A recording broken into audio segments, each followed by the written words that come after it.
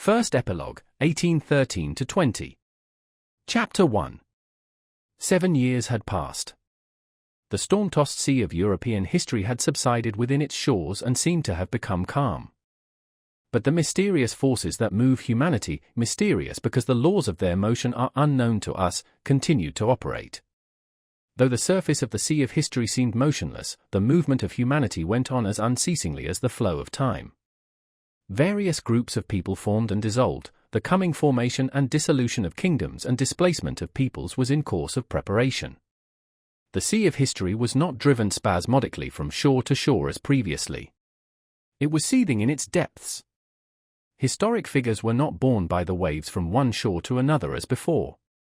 They now seemed to rotate on one spot. The historical figures at the head of armies, who formerly reflected the movement of the masses by ordering wars, campaigns, and battles, now reflected the restless movement by political and diplomatic combinations, laws, and treaties. The historians call this activity of the historical figures the reaction. In dealing with this period, they sternly condemn the historical personages who, in their opinion, caused what they describe as the reaction. All the well-known people of that period, from Alexander and Napoleon to Madame de Staël, Photius, Schelling, Fichte, Chateaubriand, and the rest, pass before their stern judgment seat and are acquitted or condemned according to whether they conduce to progress or to reaction. According to their accounts, a reaction took place at that time in Russia also, and the chief culprit was Alexander I, the same man who according to them was the chief cause of the liberal movement at the commencement of his reign, being the savior of Russia. There is no one in Russian literature now, from schoolboy essayist to learned historian, who does not throw his little stone at Alexander for things he did wrong at this period of his reign. He ought to have acted in this way and in that way. In this case he did well and in that case badly. He behaved admirably at the beginning of his reign and during 1812, but acted badly by giving a constitution to Poland, forming the Holy Alliance, entrusting power to Arakcheev, favoring Golitsyn and mysticism, and afterwards Shishkov and Photius. He also acted badly by concerning himself with the active army and disbanding the Semyonov regiment. It would take a dozen pages to enumerate all the reproaches the historians addressed to him, based on their knowledge of what is good for humanity. What do these reproaches mean? Do not the very actions for which the historians praise Alexander I, the liberal attempts at the beginning of his reign, his struggle with Napoleon, the firmness he displayed in 1812 and the campaign of 1813, flow from the same sources, the circumstances of his birth, education, and life, that made his personality what it was and from which the actions for which they blame him, the Holy Alliance, the restoration of Poland, and the reaction of 1820 and later, also flowed? In what does the substance of those reproaches lie? It lies in the fact that an historic character like Alexander I, standing on the highest possible pinnacle of human power with the blinding light of history focused upon him, a character exposed to those strongest of all influences, the intrigues, flattery, and self-deception inseparable from power, a character who at every moment of his life felt a responsibility for all that was happening in Europe, and not a fictitious but a live character who like every man had his personal habits, passions, and impulses toward goodness, beauty, and truth, that this character, though not lacking in virtue, the historians do not accuse him of that, had not the same conception of the welfare of humanity 50 years ago as a present-day professor who from his youth upwards has been occupied with learning, that is, with books and lectures and with taking notes from them. But even if we assume that 50 years ago Alexander I was mistaken in his view of what was good for the people, we must inevitably assume that the historian who judges Alexander will also after the lapse of some time turn out to be mistaken in his view of what is good for humanity. This assumption is all the more natural and inevitable because, watching the movement of history, we see that every year and with each new writer, opinion as to what is good for mankind changes, so that what once seemed good, 10 years later seems bad, and vice versa.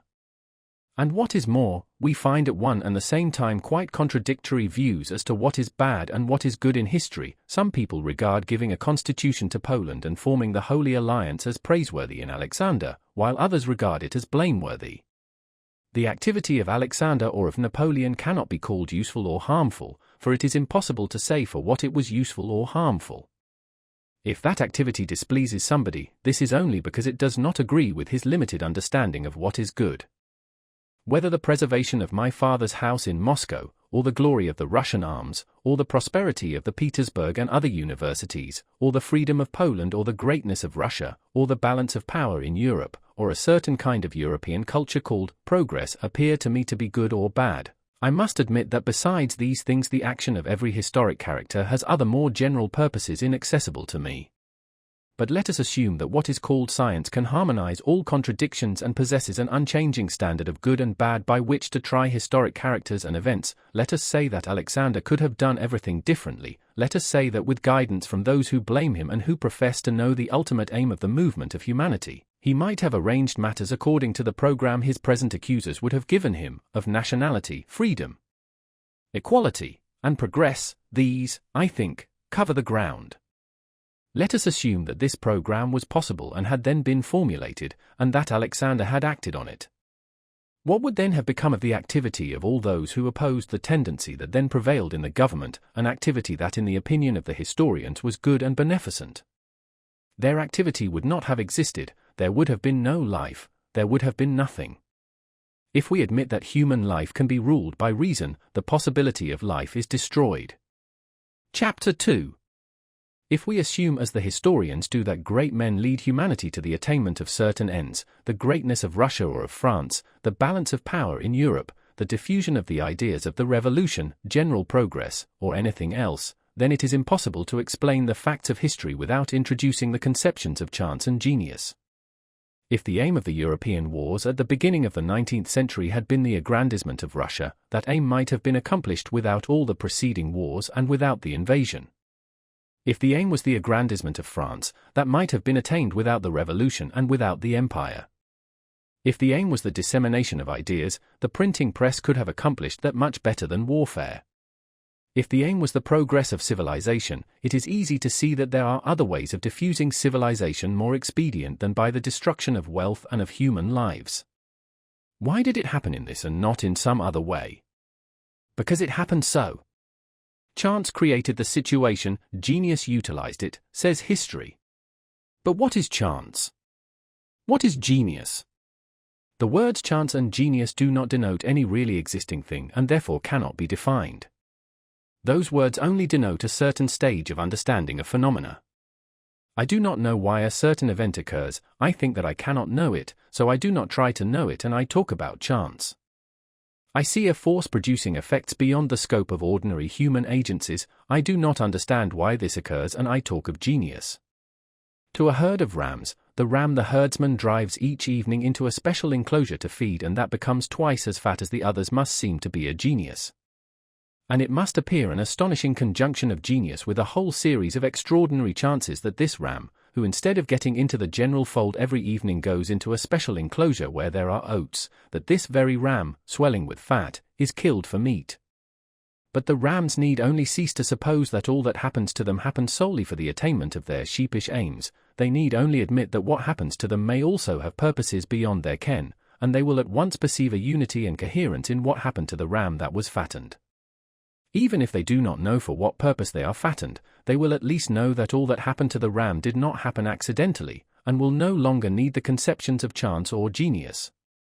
Only by renouncing our claim to discern a purpose immediately intelligible to us, and admitting the ultimate purpose to be beyond our ken, may we discern the sequence of experiences in the lives of historic characters and perceive the cause of the effect they produce, incommensurable with ordinary human capabilities, and then the words chance and genius become superfluous. We need only confess that we do not know the purpose of the European convulsions and that we know only the facts, that is, the murders, first in France, then in Italy, in Africa, in Prussia, in Austria, in Spain, and in Russia, and that the movements from the west to the east and from the east to the west form the essence and purpose of these events. And not only shall we have no need to see exceptional ability and genius in Napoleon and Alexander, but we shall be unable to consider them to be anything but like other men, and we shall not be obliged to have recourse to chance for an explanation of those small events which made these people what they were, but it will be clear that all those small events were inevitable. By discarding a claim to knowledge of the ultimate purpose, we shall clearly perceive that just as one cannot imagine a blossom or seed for any single plant better suited to it than those it produces, so it is impossible to imagine any two people more completely adapted down to the smallest detail for the purpose they had to fulfill, than Napoleon and Alexander with all their antecedents. Chapter 3. The fundamental and essential significance of the European events of the beginning of the 19th century lies in the movement of the mass of the European peoples from west to east and afterwards from east to west. The commencement of that movement was the movement from west to east. For the peoples of the West to be able to make their warlike movement to Moscow, it was necessary, 1. That they should form themselves into a military group of a size able to endure a collision with the warlike military group of the East, 2. That they should abandon all established traditions and customs, and 3. That during their military movement they should have at their head a man who could justify to himself and to them the deceptions, robberies, and murders which would have to be committed during that movement. And beginning with the French Revolution, the old inadequately large group was destroyed, as well as the old habits and traditions, and step by step a group was formed of larger dimensions with new customs and traditions, and a man was produced who would stand at the head of the coming movement and bear the responsibility for all that had to be done. A man without convictions, without habits, without traditions, without a name, and not even a Frenchman, emerges, by what seem the strangest chances, from among all the seething French parties, and without joining any one of them is borne forward to a prominent position. The ignorance of his colleagues, the weakness and insignificance of his opponents, the frankness of his falsehoods, and the dazzling and self-confident limitations of this man raise him to the head of the army. The brilliant qualities of the soldiers of the army sent to Italy, his opponent's reluctance to fight, and his own childish audacity and self-confidence secure him military fame. Innumerable so-called chances accompany him everywhere. The disfavor into which he falls with the rulers of France turns to his advantage. His attempts to avoid his predestined path are unsuccessful, he is not received into the Russian service, and the appointment he seeks in Turkey comes to nothing. During the war in Italy he is several times on the verge of destruction and each time is saved in an unexpected manner. Owing to various diplomatic considerations, the Russian armies, just those which might have destroyed his prestige, do not appear upon the scene till he is no longer there. On his return from Italy he finds the government in Paris in a process of dissolution in which all those who are in it are inevitably wiped out and destroyed. And by chance an escape from this dangerous position presents itself in the form of an aimless and senseless expedition to Africa. Again so-called chance accompanies him. Impregnable Malta surrenders without a shot, his most reckless schemes are crowned with success. The enemy's fleet, which subsequently did not let a single boat pass, allows his entire army to elude it. In Africa a whole series of outrages are committed against the almost unarmed inhabitants. And the men who commit these crimes, especially their leader, assure themselves that this is admirable, this is glory, it resembles Caesar and Alexander the Great and is therefore good. This ideal of glory and grandeur, which consists not merely in considering nothing wrong that one does but in priding oneself on every crime one commits, ascribing to it an incomprehensible supernatural significance, that ideal, destined to guide this man and his associates, had scope for its development in Africa. Whatever he does succeeds. The plague does not touch him. The cruelty of murdering prisoners is not imputed to him as a fault. His childishly rash, uncalled for, and ignoble departure from Africa, leaving his comrades in distress, is set down to his credit, and again the enemy's fleet twice lets him slip past. When, intoxicated by the crimes he has committed so successfully, he reaches Paris, the dissolution of the Republican government, which a year earlier might have ruined him, has reached its extreme limit, and his presence there now as a newcomer free from party entanglements can only serve to exalt him, and though he himself has no plan, he is quite ready for his new role. He had no plan, he was afraid of everything, but the parties snatched at him and demanded his participation. He alone, with his ideal of glory and grandeur developed in Italy and Egypt, his insane self-adulation, his boldness in crime and frankness in lying, he alone could justify what had to be done. He is needed for the place that awaits him, and so almost apart from his will and despite his indecision, his lack of a plan, and all his mistakes, he is drawn into a conspiracy that aims at seizing power, and the conspiracy is crowned with success. He is pushed into a meeting of the legislature. In alarm he wishes to flee, considering himself lost. He pretends to fall into a swoon and says senseless things that should have ruined him. But the once proud and shrewd rulers of France, feeling that their part is played out, are even more bewildered than he, and do not say the words they should have said to destroy him and retain their power. Chance, millions of chances, give him power, and all men as if by agreement cooperate to confirm that power. Chance forms the characters of the rulers of France, who submit to him. Chance forms the character of Paul I of Russia, who recognizes his government. Chance contrives a plot against him which not only fails to harm him but confirms his power. Chance puts the Duc d'Enghien in his hands and unexpectedly causes him to kill him, thereby convincing the mob more forcibly than in any other way that he had the right, since he had the might. Chance contrives that though he directs all his efforts to prepare an expedition against England, which would inevitably have ruined him, he never carries out that intention, but unexpectedly falls upon Mack and the Austrians, who surrender without a battle. Chance and genius give him the victory at Austerlitz, and by chance all men, not only the French but all Europe, except England, which does not take part in the events about to happen, despite their former horror and detestation of his crimes, now recognize his authority, the title he has given himself, and his ideal of grandeur and glory, which seems excellent and reasonable to them all. As if measuring themselves and preparing for the coming movement, the Western forces pushed toward the east several times in 1805, 1806, 1807, and 1809, gaining strength and growing. In 1811 the group of people that had formed in France unites into one group with the peoples of Central Europe. The strength of the justification of the man who stands at the head of the movement grows with the increased size of the group. During the 10-year preparatory period this man had formed relations with all the crowned heads of Europe. The discredited rulers of the world can oppose no reasonable ideal to the insensate Napoleonic ideal of glory and grandeur. One after another they hasten to display their insignificance before him. The King of Prussia sends his wife to seek the great man's mercy. The Emperor of Austria considers it a favor that this man receives a daughter of the Caesars into his bed. The Pope, the guardian of all that the nations hold sacred, utilizes religion for the aggrandizement of the great man.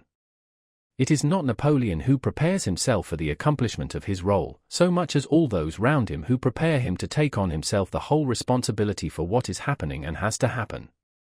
There is no step, no crime or petty fraud he commits, which in the mouths of those around him is not at once represented as a great deed. The most suitable fate the Germans can devise for him is a celebration of Jena and Auerstadt. Not only is he great, but so are his ancestors, his brothers, his stepsons, and his brothers-in-law. Everything is done to deprive him of the remains of his reason and to prepare him for his terrible part. And when he is ready, so too are the forces. The invasion pushes eastward and reaches its final goal, Moscow. That city is taken. The Russian army suffers heavier losses than the opposing armies had suffered in the former war from Austerlitz to Wagram. But suddenly, instead of those chances and that genius which hitherto had so consistently led him by an uninterrupted series of successes to the predestined goal, an innumerable sequence of inverse chances occur, from the cold in his head at Borodino to the sparks which set Moscow on fire, and the frosts, and instead of genius, stupidity and immeasurable baseness become evident. The invaders flee, turn back, flee again, and all the chances are now not for Napoleon but always against him. A counter-movement is then accomplished from east to west with a remarkable resemblance to the preceding movement from west to east. Attempted drives from east to west, similar to the contrary movements of 1805, 1807, and 1809, precede the great westward movement. There is the same coalescence into a group of enormous dimensions, the same adhesion of the people of Central Europe to the movement, the same hesitation midway, and the same increasing rapidity as the goal is approached. Paris, the ultimate goal, is reached. The Napoleonic government and army are destroyed. Napoleon himself is no longer of any account. All his actions are evidently pitiful and mean, but again an inexplicable chance occurs. The Allies detest Napoleon, whom they regard as the cause of their sufferings. Deprived of power and authority, his crimes and his craft exposed, he should have appeared to them what he appeared 10 years previously and 1 year later, an outlawed brigand. But by some strange chance no one perceives this. His part is not yet ended. The man who 10 years before and a year later was considered an outlawed brigand is sent to an island 2 days' sail from France, which for some reason is presented to him as his dominion, and guards are given to him and millions of money are paid him. Chapter 4. The flood of nations begins to subside into its normal channels.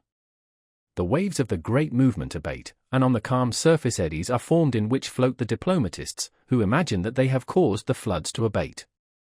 But the smooth sea again suddenly becomes disturbed. The diplomatists think that their disagreements are the cause of this fresh pressure of natural forces, they anticipate war between their sovereigns, the position seems to them insoluble. But the wave they feel to be rising does not come from the quarter they expect. It rises again from the same point as before, Paris. The last backwash of the movement from the West occurs, a backwash which serves to solve the apparently insuperable diplomatic difficulties and ends the military movement of that period of history.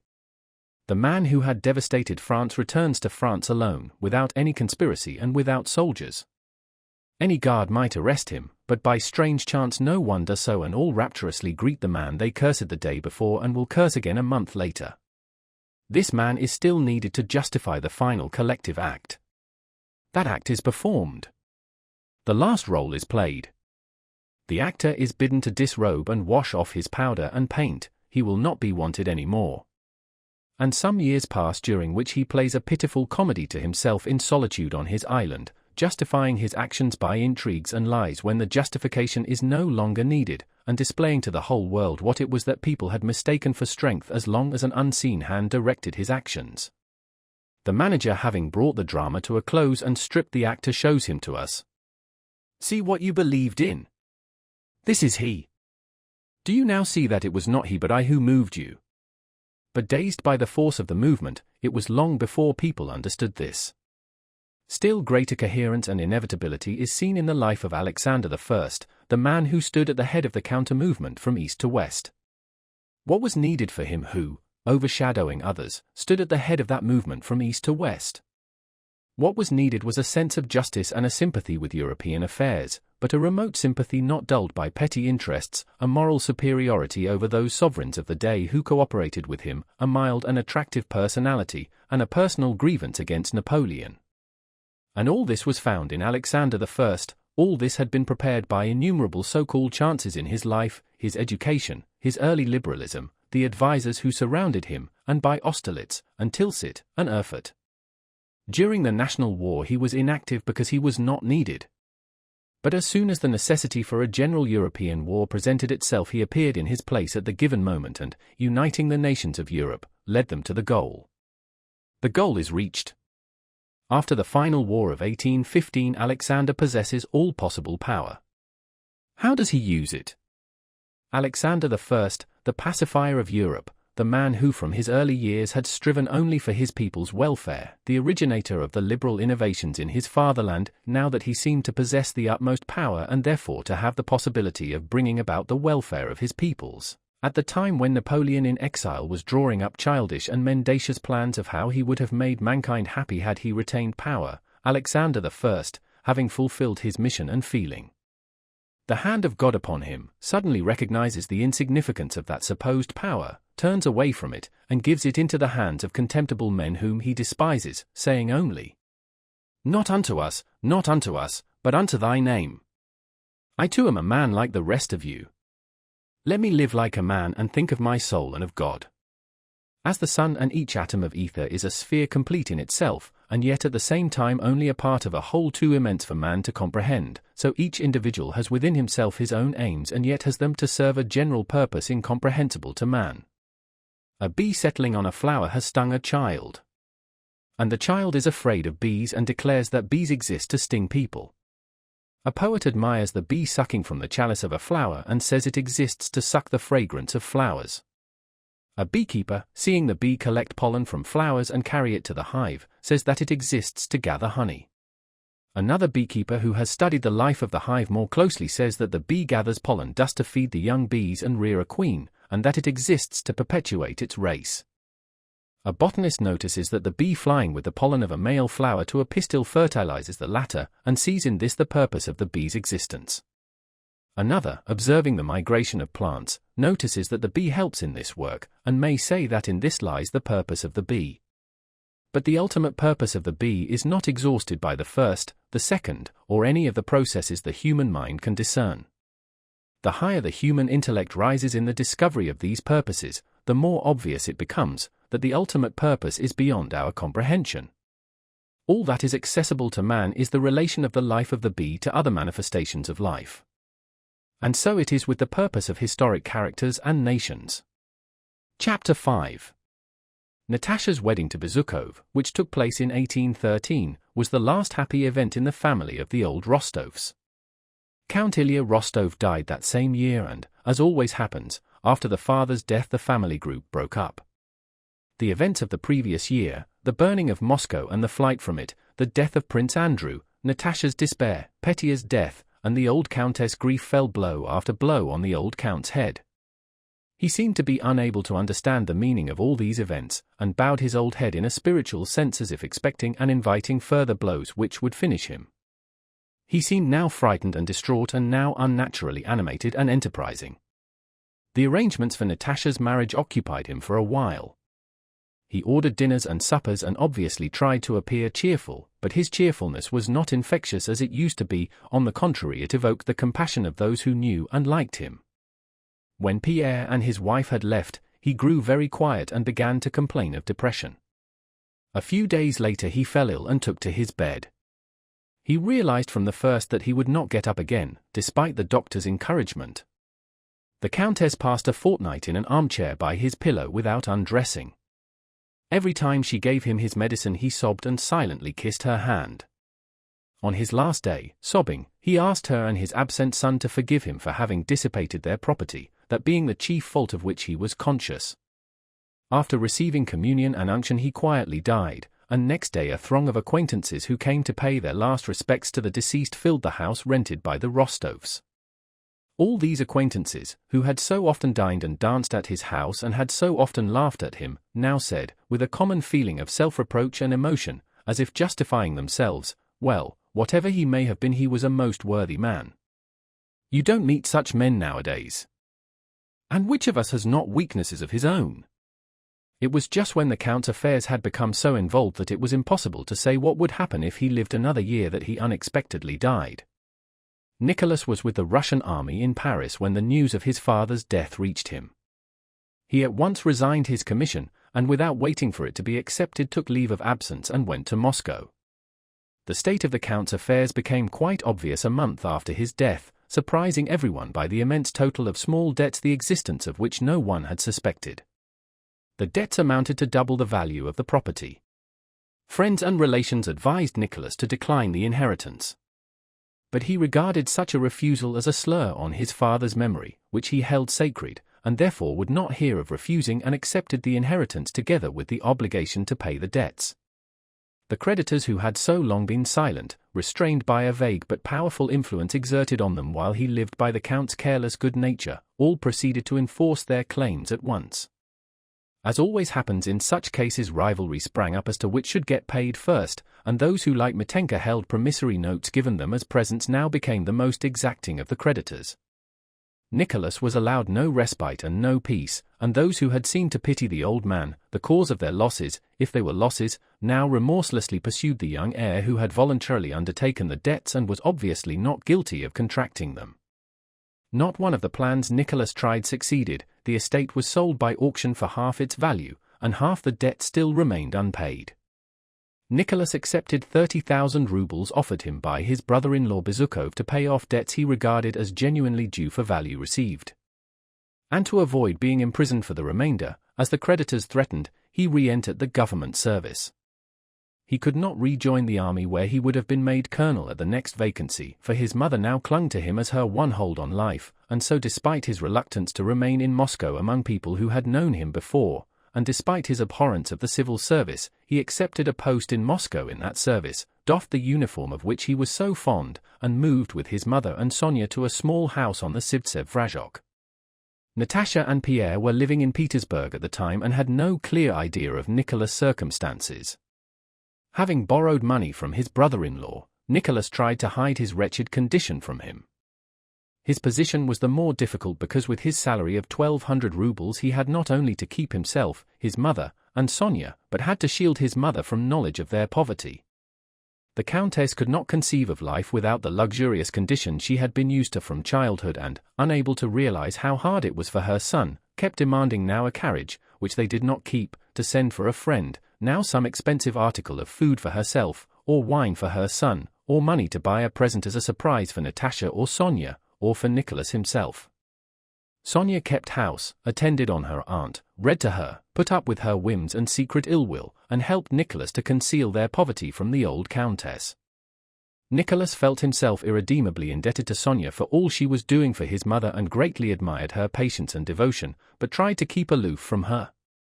He seemed in his heart to reproach her for being too perfect, and because there was nothing to reproach her with. She had all that people are valued for, but little that could have made him love her. He felt that the more he valued her, the less he loved her.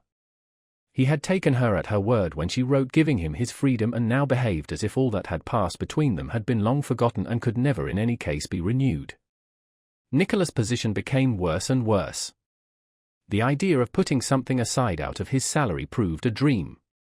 Not only did he not save anything, but to comply with his mother's demands he even incurred some small debts. He could see no way out of this situation. The idea of marrying some rich woman, which was suggested to him by his female relations, was repugnant to him. The other way out, his mother's death, never entered his head. He wished for nothing and hoped for nothing, and deep in his heart experienced a gloomy and stern satisfaction in an uncomplaining endurance of his position. He tried to avoid his old acquaintances with their commiseration and offensive offers of assistance. He avoided all distraction and recreation, and even at home did nothing but play cards with his mother, pace silently up and down the room, and smoke one pipe after another. He seemed carefully to cherish within himself the gloomy mood which alone enabled him to endure his position. Chapter 6. At the beginning of winter, Princess Mary came to Moscow. From reports current in town she learned how the Rostovs were situated, and how the son has sacrificed himself for his mother, as people were saying. "I never expected anything else of him," said Princess Mary to herself, feeling a joyous sense of her love for him. Remembering her friendly relations with all the Rostovs which had made her almost a member of the family, she thought it her duty to go to see them. But remembering her relations with Nicholas in Voronezh, she was shy about doing so. Making a great effort, she did however go to call on them a few weeks after her arrival in Moscow. Nicholas was the first to meet her, as the Countess' room could only be reached through his. But instead of being greeted with pleasure as she had expected, at his first glance at her his face assumed a cold, stiff, proud expression she had not seen on it before. He inquired about her health, led the way to his mother, and having sat there for 5 minutes left the room. When the princess came out of the Countess' room, Nicholas met her again, and with marked solemnity and stiffness accompanied her to the anteroom. To her remarks about his mother's health he made no reply. "What's that to you? Leave me in peace," his looks seemed to say. "Why does she come prowling here? What does she want? I can't bear these ladies and all these civilities," said he aloud in Sonia's presence, evidently unable to repress his vexation, after the princess's carriage had disappeared. "Oh, Nicholas, how can you talk like that?" cried Sonia, hardly able to conceal her delight. "She is so kind and Mama is so fond of her." Nicholas did not reply and tried to avoid speaking of the princess any more. But after her visit the old countess spoke of her several times a day. She sang her praises, insisted that her son must call on her, expressed a wish to see her often, but yet always became ill-humored when she began to talk about her. Nicholas tried to keep silence when his mother spoke of the princess, but his silence irritated her. "She is a very admirable and excellent young woman," said she, "and you must go and call on her. You would at least be seeing somebody, and I think it must be dull for you only seeing us." "But I don't in the least want to, Mama." "You used to want to, and now you don't. Really, I don't understand you, my dear. One day you are dull, and the next you refuse to see anyone." "But I never said I was dull." "Why, you said yourself you don't want even to see her. She is a very admirable young woman and you always liked her, but now suddenly you have got some notion or other in your head. You hide everything from me." "Not at all, Mama. If I were asking you to do something disagreeable now, but I only ask you to return a call. One would think mere politeness required it. Well, I have asked you, and now I won't interfere any more since you have secrets from your mother. Well, then, I'll go if you wish it. It doesn't matter to me. I only wish it for your sake." Nicholas sighed, bit his mustache, and laid out the cards for a patience, trying to divert his mother's attention to another topic. The same conversation was repeated next day and the day after, and the day after that. After her visit to the Rostovs and her unexpectedly chilly reception by Nicholas, Princess Mary confessed to herself that she had been right in not wishing to be the first to call. I expected nothing else, she told herself, calling her pride to her aid. I have nothing to do with him, and I only wanted to see the old lady, who was always kind to me and to whom I am under many obligations. But she could not pacify herself with these reflections. A feeling akin to remorse troubled her when she thought of her visit. Though she had firmly resolved not to call on the Rostovs again and to forget the whole matter, she felt herself all the time in an awkward position. And when she asked herself what distressed her, she had to admit that it was her relation to Rostov. His cold, polite manner did not express his feeling for her, she knew that, but it concealed something, and until she could discover what that something was, she felt that she could not be at ease. One day in midwinter, when sitting in the schoolroom attending to her nephew's lessons, she was informed that Rostov had called. With a firm resolution not to betray herself and not show her agitation, she sent for Mademoiselle Bourrienne and went with her to the drawing-room. Her first glance at Nicholas' face told her that he had only come to fulfill the demands of politeness, and she firmly resolved to maintain the tone in which he addressed her. They spoke of the Countess' health, of their mutual friends, of the latest war news, and when the 10 minutes required by propriety had elapsed after which a visitor may rise, Nicholas got up to say goodbye. With Mademoiselle Bourrienne's help the princess had maintained the conversation very well, but at the very last moment, just when he rose, she was so tired of talking of what did not interest her, and her mind was so full of the question why she alone was granted so little happiness in life, that in a fit of absent-mindedness she sat still, her luminous eyes gazing fixedly before her, not noticing that he had risen. Nicholas glanced at her and, wishing to appear not to notice her abstraction, made some remark to Mademoiselle Bourrienne and then again looked at the princess. She still sat motionless with a look of suffering on her gentle face. He suddenly felt sorry for her and was vaguely conscious that he might be the cause of the sadness her face expressed. He wished to help her and say something pleasant, but could think of nothing to say. "Goodbye, princess," said he. She started, flushed, and sighed deeply. "Oh, I beg your pardon," she said as if waking up. "Are you going already, Count? Well then, goodbye." "Oh, but the cushion for the Countess." "Wait a moment, I'll fetch it," said Mademoiselle Bourrienne, and she left the room. They both sat silent, with an occasional glance at one another. "Yes, princess," said Nicholas at last with a sad smile, "it doesn't seem long ago since we first met at Bogucharovo, but how much water has flowed since then? In what distress we all seemed to be then, yet I would give much to bring back that time, but there's no bringing it back." Princess Mary gazed intently into his eyes with her own luminous ones as he said this. She seemed to be trying to fathom the hidden meaning of his words which would explain his feeling for her. "Yes, yes," said she, "but you have no reason to regret the past, Count. As I understand your present life, I think you will always recall it with satisfaction, because the self-sacrifice that fills it now." "I cannot accept your praise," he interrupted her hurriedly. "On the contrary, I continually reproach myself. But this is not at all an interesting or cheerful subject." His face again resumed its former stiff and cold expression. But the princess had caught a glimpse of the man she had known and loved, and it was to him that she now spoke. "I thought you would allow me to tell you this," she said. "I had come so near to you, and to all your family, that I thought you would not consider my sympathy misplaced, but I was mistaken," and suddenly her voice trembled. "I don't know why," she continued, recovering herself, "but you used to be different, and there are 1,000 reasons why," laying special emphasis on the why. "Thank you, princess," he added softly. "Sometimes it is hard. So that's why." "That's why," a voice whispered in Princess Mary's soul. No, it was not only that gay, kind, and frank look, not only that handsome exterior, that I loved in him. I divined his noble, resolute, self-sacrificing spirit too, she said to herself. "Yes, he is poor now and I am rich. Yes, that's the only reason. Yes, were it not for that," and remembering his former tenderness, and looking now at his kind, sorrowful face, she suddenly understood the cause of his coldness. "But why, Count, why?" she almost cried, unconsciously moving closer to him. "Why? Tell me. You must tell me." He was silent. "I don't understand your why, Count," she continued, "but it's hard for me. I confess it.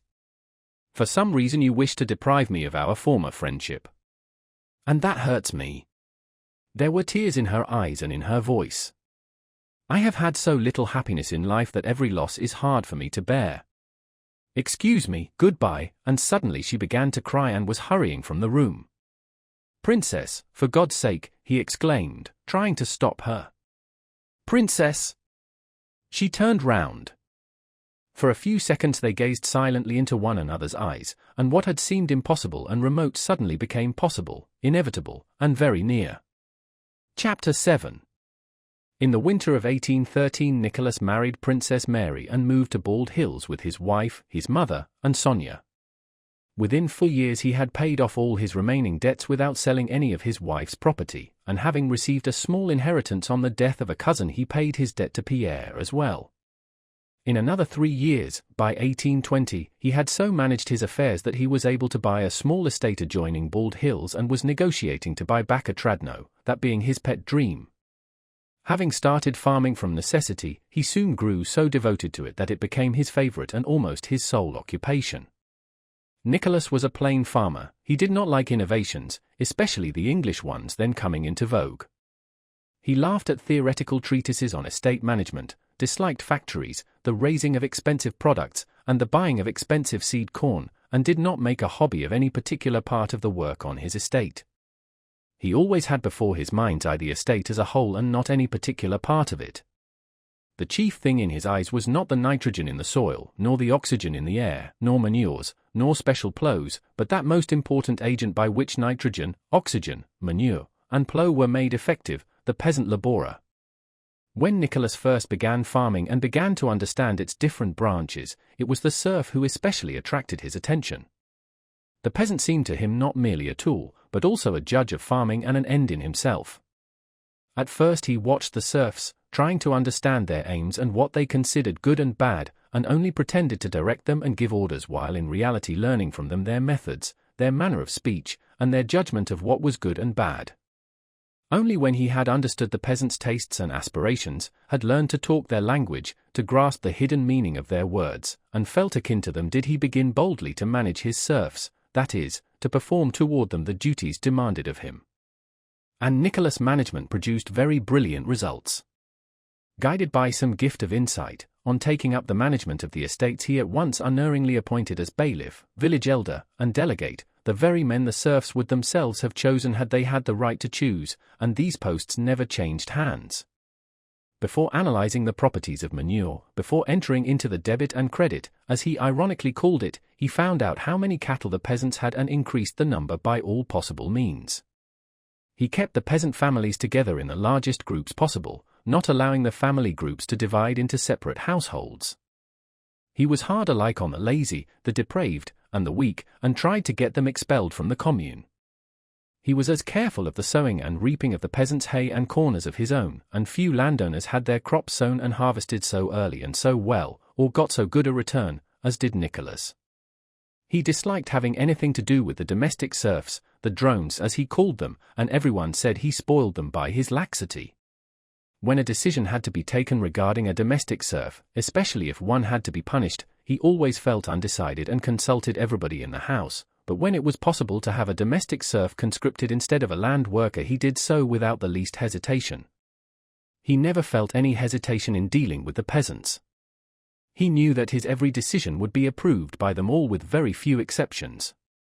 He did not allow himself either to be hard on or punish a man, or to make things easy for or reward anyone, merely because he felt inclined to do so. He could not have said by what standard he judged what he should or should not do, but the standard was quite firm and definite in his own mind. Often, speaking with vexation of some failure or irregularity, he would say, "What can one do with our Russian peasants?" and imagined that he could not bear them. Yet he loved our Russian peasants and their way of life with his whole soul, and for that very reason had understood and assimilated the one way and manner of farming which produced good results. Countess Mary was jealous of this passion of her husband's and regretted that she could not share it, but she could not understand the joys and vexations he derived from that world, to her so remote and alien. She could not understand why he was so particularly animated and happy when, after getting up at daybreak and spending the whole morning in the fields or on the threshing floor, he returned from the sowing or mowing or reaping to have tea with her. She did not understand why he spoke with such admiration and delight of the farming of the thrifty and well-to-do peasant Matthew Ermishin, who with his family had carted corn all night, or of the fact that his, Nicholas, sheaves were already stacked before anyone else had his harvest in. She did not understand why he stepped out from the window to the veranda and smiled under his mustache and winked so joyfully when warm steady rain began to fall on the dry and thirsty shoots of the young oats, or why when the wind carried away a threatening cloud during the hay harvest he would return from the barn, flushed, sunburned, and perspiring, with a smell of wormwood and gentian in his hair and, gleefully rubbing his hands, would say, "Well, one more day and my grain and the peasants will all be under cover." Still less did she understand why he, kind-hearted and always ready to anticipate her wishes, should become almost desperate when she brought him a petition from some peasant men or women who had appealed to her to be excused some work, why he, that kind Nicholas, should obstinately refuse her, angrily asking her not to interfere in what was not her business. She felt he had a world apart, which he loved passionately and which had laws she had not fathomed. Sometimes when, trying to understand him, she spoke of the good work he was doing for his serfs, he would be vexed and reply, "Not in the least, it never entered my head and I wouldn't do that for their good. That's all poetry and old wives' talk, all that doing good to one's neighbor. What I want is that our children should not have to go begging. I must put our affairs in order while I am alive, that's all. And to do that, order and strictness are essential. That's all about it," said he, clenching his vigorous fist. "And fairness, of course," he added, "for if the peasant is naked and hungry and has only one miserable horse, he can do no good either for himself or for me."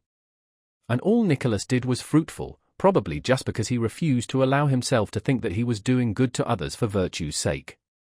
His means increased rapidly, serfs from neighboring estates came to beg him to buy them, and long after his death the memory of his administration was devoutly preserved among the serfs. He was a master, the peasants' affairs first and then his own.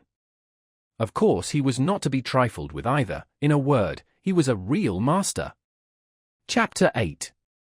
One matter connected with his management sometimes worried Nicholas, and that was his quick temper together with his old hussar habit of making free use of his fists. At first he saw nothing reprehensible in this, but in the second year of his marriage his view of that form of punishment suddenly changed. Once in summer he had sent for the village elder from Bogucharovo, a man who had succeeded to the post when Dron died and who was accused of dishonesty and various irregularities. Nicholas went out into the porch to question him, and immediately after the elder had given a few replies the sound of cries and blows were heard. On returning to lunch Nicholas went up to his wife, who sat with her head bent low over her embroidery frame, and as usual began to tell her what he had been doing that morning. Among other things he spoke of the Bogucharovo elder. Countess Mary turned red and then pale, but continued to sit with head bowed and lips compressed and gave her husband no reply. "Such an insolent scoundrel," he cried, growing hot again at the mere recollection of him.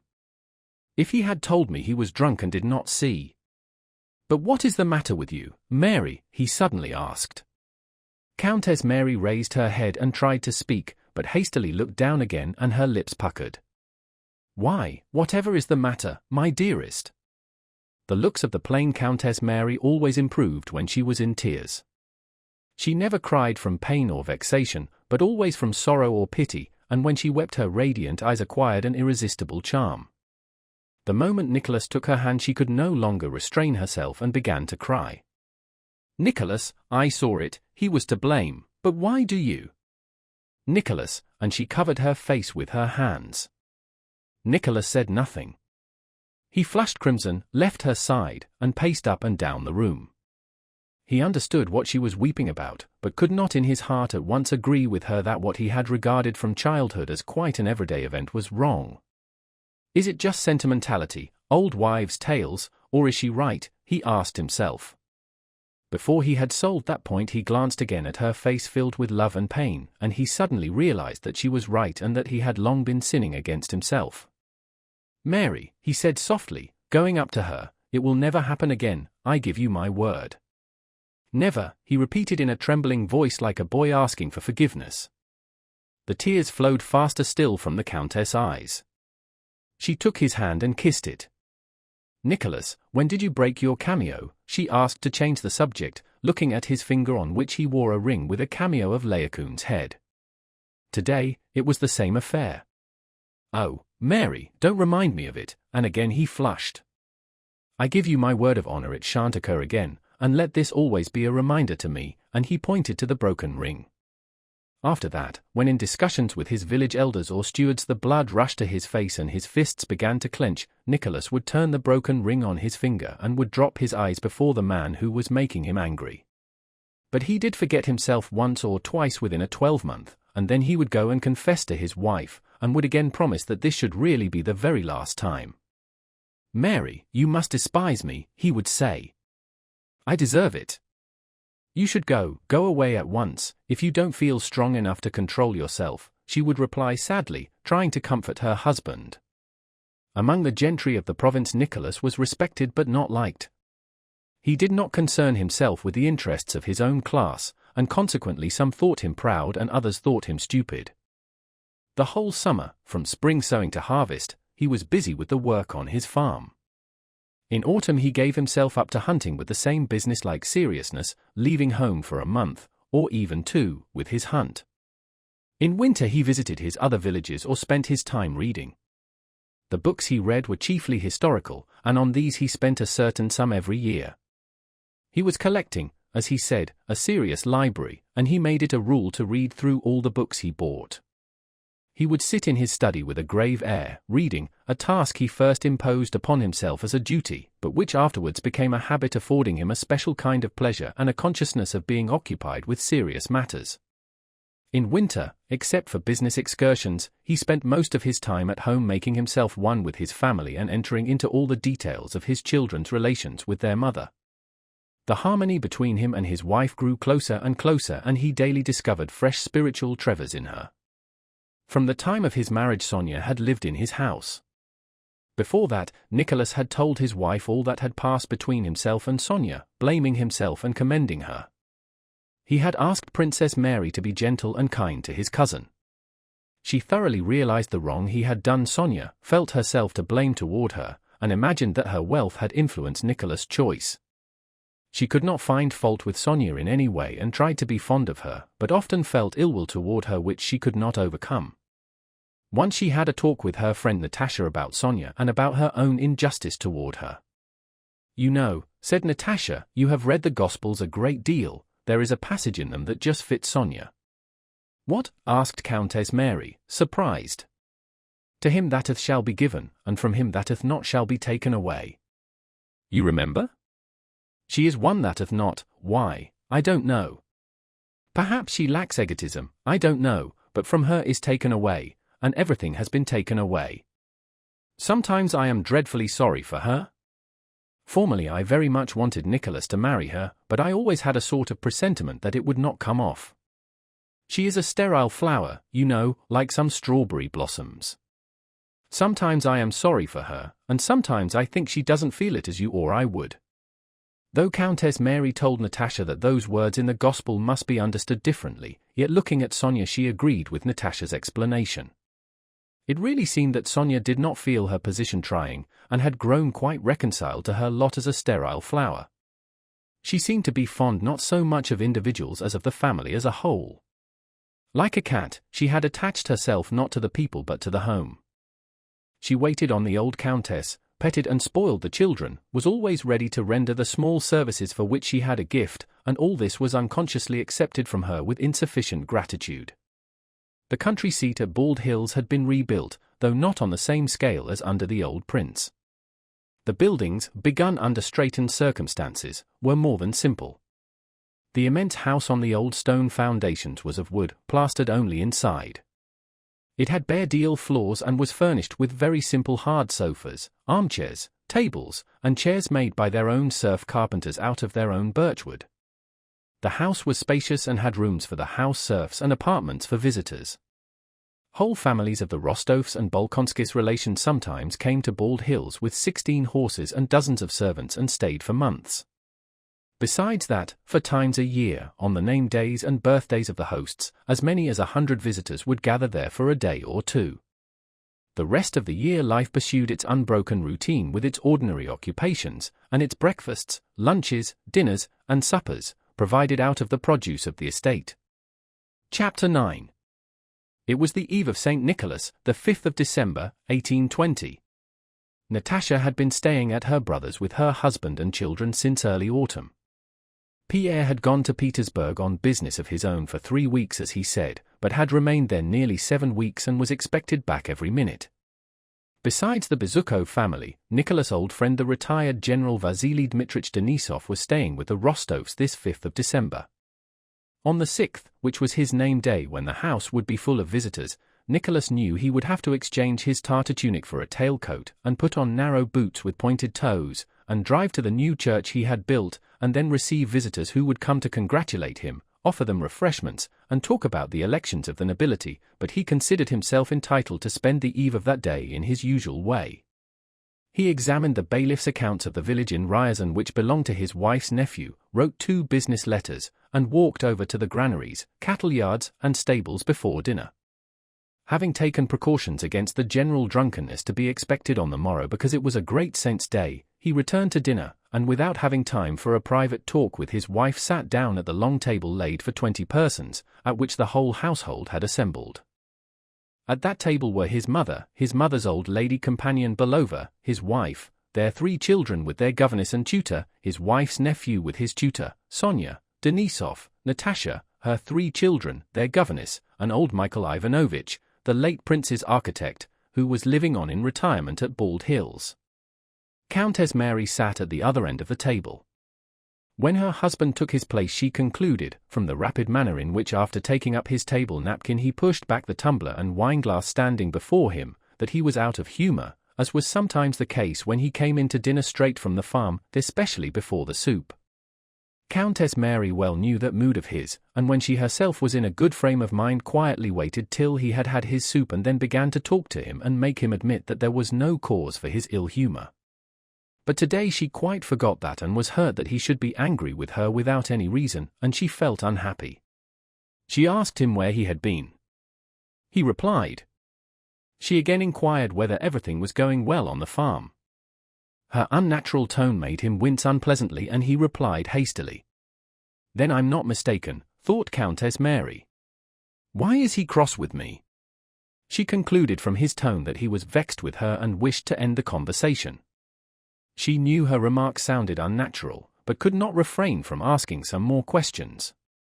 Thanks to Denisov the conversation at table soon became general and lively, and she did not talk to her husband. When they left the table and went as usual to thank the old countess, Countess Mary held out her hand and kissed her husband, and asked him why he was angry with her.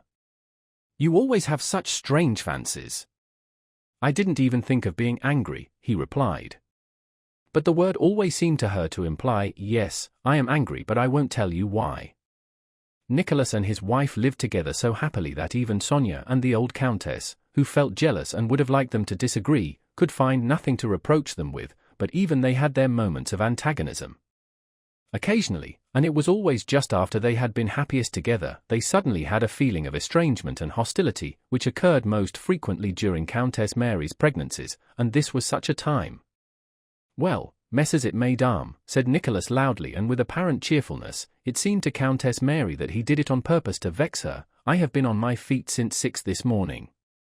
Tomorrow I shall have to suffer, so today I'll go and rest. And without a word to his wife he went to the little sitting room and lay down on the sofa. That's always the way, thought Countess Mary. He talks to everyone except me. I see that I am repulsive to him, especially when I am in this condition. She looked down at her expanded figure and in the glass at her pale, sallow, emaciated face in which her eyes now looked larger than ever. And everything annoyed her, Denisov's shouting and laughter, Natasha's talk, and especially a quick glance Sonia gave her. Sonia was always the first excuse Countess Mary found for feeling irritated. Having sat a while with her visitors without understanding anything of what they were saying, she softly left the room and went to the nursery. The children were playing at going to Moscow in a carriage made of chairs and invited her to go with them.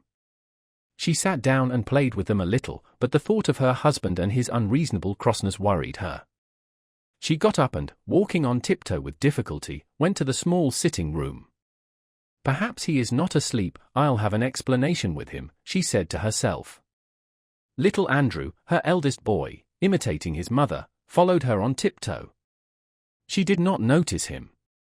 Mary, dear, I think he is asleep, he was so tired, said Sonia, meeting her in the large sitting room. It seemed to Countess Mary that she crossed her path everywhere. Andrew may wake him. Countess Mary looked round, saw little Andrew following her, felt that Sonia was right, and for that very reason flushed and with evident difficulty refrained from saying something harsh. She made no reply, but to avoid obeying Sonia beckoned to Andrew to follow her quietly and went to the door. Sonia went away by another door. From the room in which Nicholas was sleeping came the sound of his even breathing, every slightest tone of which was familiar to his wife. As she listened to it she saw before her his smooth handsome forehead, his moustache, and his whole face, as she had so often seen it in the stillness of the night when he slept. Nicholas suddenly moved and cleared his throat. And at that moment little Andrew shouted from outside the door, "Papa! Mama's standing here!" Countess Mary turned pale with fright and made signs to the boy. He grew silent, and quiet ensued for a moment, terrible to Countess Mary. She knew how Nicholas disliked being waked. Then through the door she heard Nicholas clearing his throat again and stirring, and his voice said crossly, "I can't get a moment's peace. Mary, is that you? Why did you bring him here? I only came in to look and did not notice, forgive me." Nicholas coughed and said no more. Countess Mary moved away from the door and took the boy back to the nursery. 5 minutes later little black-eyed 3-year-old Natasha, her father's pet, having learned from her brother that Papa was asleep and Mama was in the sitting room, ran to her father unobserved by her mother. The dark-eyed little girl boldly opened the creaking door, went up to the sofa with energetic steps of her sturdy little legs, and having examined the position of her father, who was asleep with his back to her, rose on tiptoe and kissed the hand which lay under his head. Nicholas turned with a tender smile on his face. "Natasha, Natasha," came Countess Mary's frightened whisper from the door. "Papa wants to sleep." "No, Mama, he doesn't want to sleep," said little Natasha with conviction. "He's laughing." Nicholas lowered his legs, rose, and took his daughter in his arms. "Come in, Mary," he said to his wife. She went in and sat down by her husband. "I did not notice him following me," she said timidly. "I just looked in." Holding his little girl with one arm, Nicholas glanced at his wife and, seeing her guilty expression, put his other arm around her and kissed her hair. "May I kiss Mama?" he asked Natasha. Natasha smiled bashfully. Again, she commanded, pointing with a peremptory gesture to the spot where Nicholas had placed the kiss. "I don't know why you think I am cross," said Nicholas, replying to the question he knew was in his wife's mind. "You have no idea how unhappy, how lonely, I feel when you are like that. It always seems to me." "Mary, don't talk nonsense. You ought to be ashamed of yourself," he said gaily. "It seems to be that you can't love me, that I am so plain, always, and now, in this cond. Oh, how absurd you are! It is not beauty that endears, it's love that makes us see beauty. It is only Malvinas and women of that kind who are loved for their beauty. But do I love my wife? I don't love her, but I don't know how to put it. Without you, or when something comes between us like this, I seem lost and can't do anything. Now do I love my finger? I don't love it, but just try to cut it off. I'm not like that myself, but I understand. So you're not angry with me?" "Awfully angry," he said, smiling and getting up. And smoothing his hair he began to pace the room. "Do you know, Mary, what I've been thinking?" he began, immediately thinking aloud in his wife's presence now that they had made it up. He did not ask if she was ready to listen to him. He did not care. A thought had occurred to him and so it belonged to her also.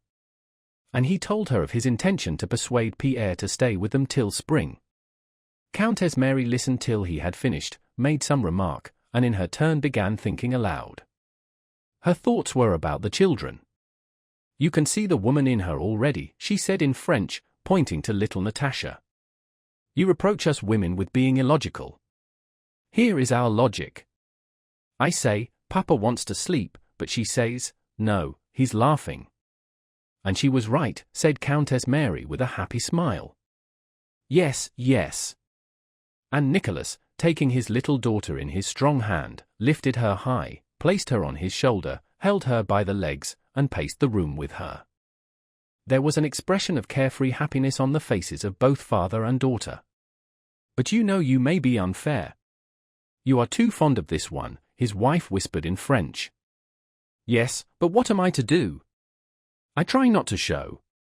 At that moment they heard the sound of the door pulley and footsteps in the hall and anteroom, as if someone had arrived.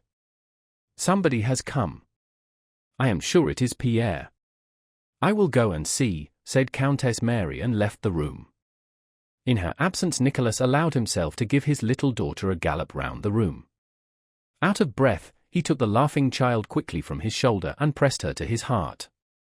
His capers reminded him of dancing, and looking at the child's round happy little face he thought of what she would be like when he was an old man, taking her into society and dancing the mazurka with her as his old father had danced Daniel Cooper with his daughter. It is he, Nicholas," said Countess Mary, re-entering the room a few minutes later. "Now our Natasha has come to life. You should have seen her ecstasy, and how he caught it for having stayed away so long. Well, come along now, quick, quick. It's time you two were parted," she added, looking smilingly at the little girl who clung to her father. Nicholas went out holding the child by the hand. Countess Mary remained in the sitting room. "I should never have believed that one could be so happy," she whispered to herself. A smile lit up her face, but at the same time she sighed, and her deep eyes expressed a quiet sadness as though she felt, through her happiness, that there is another sort of happiness unattainable in this life and of which she involuntarily thought at that instant. Chapter 10. Natasha had married in the early spring of 1813, and in 1820 already had 3 daughters besides a son for whom she had longed and whom she was now nursing. She had grown stouter and broader, so that it was difficult to recognize in this robust, motherly woman the slim, lively Natasha of former days. Her features were more defined and had a calm, soft, and serene expression. In her face there was none of the ever-glowing animation that had formerly burned there and constituted its charm. Now her face and body were often all that one saw, and her soul was not visible at all. All that struck the eye was a strong, handsome, and fertile woman. The old fire very rarely kindled in her face now. That happened only when, as was the case that day, her husband returned home, or a sick child was convalescent, or when she and Countess Mary spoke of Prince Andrew, she never mentioned him to her husband, who she imagined was jealous of Prince Andrew's memory, or on the rare occasions when something happened to induce her to sing, a practice she had quite abandoned since her marriage. At the rare moments when the old fire did kindle in her handsome, fully developed body she was even more attractive than in former days. Since their marriage Natasha and her husband had lived in Moscow, in Petersburg, on their estate near Moscow, or with her mother, that is to say, in Nicholas' house. The young Countess Bezukova was not often seen in society, and those who met her there were not pleased with her and found her neither attractive nor amiable. Not that Natasha liked solitude, she did not know whether she liked it or not, she even thought that she did not, but with her pregnancies, her confinements, the nursing of her children, and sharing every moment of her husband's life, she had demands on her time which could be satisfied only by renouncing society. All who had known Natasha before her marriage wondered at the change in her as at something extraordinary. Only the old countess with her maternal instinct had realized that all Natasha's outbursts had been due to her need of children and a husband, as she herself had once exclaimed at Otradno not so much in fun as in earnest, and her mother was now surprised at the surprise expressed by those who had never understood Natasha, and she kept saying that she had always known that Natasha would make an exemplary wife and mother. Only she lets her love of her husband and children overflow all bounds, said the countess, so that it even becomes absurd. Natasha did not follow the golden rule advocated by clever folk, especially by the French, which says that a girl should not let herself go when she marries, should not neglect her accomplishments, should be even more careful of her appearance than when she was unmarried, and should fascinate her husband as much as she did before he became her husband. Natasha, on the contrary, had at once abandoned all her witchery, of which her singing had been an unusually powerful part. She gave it up just because it was so powerfully seductive. She took no pains with her manners or with delicacy of speech, or with her toilet, or to show herself to her husband in her most becoming attitudes, or to avoid inconveniencing him by being too exacting. She acted in contradiction to all those rules. She felt that the allurements instinct had formerly taught her to use would now be merely ridiculous in the eyes of her husband, to whom she had from the first moment given herself up entirely, that is, with her whole soul, leaving no corner of it hidden from him. She felt that her unity with her husband was not maintained by the poetic feelings that had attracted him to her, but by something else, indefinite but firm as the bond between her own body and soul. To fluff out her curls, put on fashionable dresses, and sing romantic songs to fascinate her husband would have seemed as strange as to adorn herself to attract herself. To adorn herself for others might perhaps have been agreeable, she did not know, but she had no time at all for it. The chief reason for devoting no time either to singing, to dress, or to choosing her words was that she really had no time to spare for these things. We know that man has the faculty of becoming completely absorbed in a subject, however trivial it may be, and that there is no subject so trivial that it will not grow to infinite proportions if one's entire attention is devoted to it. The subject which wholly engrossed Natasha's attention was her family, that is, her husband whom she had to keep so that he should belong entirely to her and to the home, and the children whom she had to bear, bring into the world, nurse, and bring up. And the deeper she penetrated, not with her mind only but with her whole soul, her whole being, into the subject that absorbed her, the larger did that subject grow and the weaker and more inadequate did her powers appear, so that she concentrated them wholly on that one thing and yet was unable to accomplish all that she considered necessary. There were then as now conversations and discussions about women's rights, the relations of husband and wife and their freedom and rights, though these themes were not yet termed questions as they are now, but these topics were not merely uninteresting to Natasha, she positively did not understand them. These questions, then as now, existed only for those who see nothing in marriage but the pleasure married people get from one another, that is, only the beginnings of marriage and not its whole significance, which lies in the family. Discussions and questions of that kind, which are like the question of how to get the greatest gratification from one's dinner, did not then and do not now exist for those for whom the purpose of a dinner is the nourishment it affords, and the purpose of marriage is the family. If the purpose of dinner is to nourish the body, a man who eats 2 dinners at once may perhaps get more enjoyment but will not attain his purpose, for his stomach will not digest the 2 dinners. If the purpose of marriage is the family, the person who wishes to have many wives or husbands may perhaps obtain much pleasure, but in that case will not have a family. If the purpose of food is nourishment and the purpose of marriage is the family, the whole question resolves itself into not eating more than one can digest, and not having more wives or husbands than are needed for the family, that is, 1 wife or 1 husband. Natasha needed a husband. A husband was given her and he gave her a family. And she not only saw no need of any other or better husband, but as all the powers of her soul were intent on serving that husband and family, she could not imagine and saw no interest in imagining how it would be if things were different. Natasha did not care for society in general, but prized the more the society of her relatives, Countess Mary, and her brother, her mother, and Sonia. She valued the company of those to whom she could come striding dishevelled from the nursery in her dressing gown, and with joyful face show a yellow instead of a green stain on baby's napkin, and from whom she could hear reassuring words to the effect that baby was much better. To such an extent had Natasha let herself go that the way she dressed and did her hair, her ill-chosen words, and her jealousy, she was jealous of Sonia, of the governess, and of every woman, pretty or plain, were habitual subjects of jest to those about her. The general opinion was that Pierre was under his wife's thumb, which was really true. From the very first days of their married life Natasha had announced her demands. Pierre was greatly surprised by his wife's view, to him a perfectly novel one, that every moment of his life belonged to her and to the family. His wife's demands astonished him, but they also flattered him, and he submitted to them. Pierre's subjection consisted in the fact that he not only dared not flirt with, but dared not even speak smilingly to, any other woman, did not dare dine at the club as a pastime, did not dare spend money on a whim, and did not dare absent himself for any length of time, except on business, in which his wife included his intellectual pursuits, which she did not in the least understand but to which she attributed great importance. To make up for this, at home Pierre had the right to regulate his life and that of the whole family exactly as he chose. At home Natasha placed herself in the position of a slave to her husband, and the whole household went on tiptoe when he was occupied, that is, was reading or writing in his study. Pierre had but to show a partiality for anything to get just what he liked done always. He had only to express a wish and Natasha would jump up and run to fulfill it. The entire household was governed according to Pierre's supposed orders, that is, by his wishes which Natasha tried to guess. Their way of life and place of residence, their acquaintances and ties, Natasha's occupations, the children's upbringing, were all selected not merely with regard to Pierre's expressed wishes, but to what Natasha from the thoughts he expressed in conversation supposed his wishes to be. And she deduced the essentials of his wishes quite correctly, and having once arrived at them clung to them tenaciously. When Pierre himself wanted to change his mind she would fight him with his own weapons.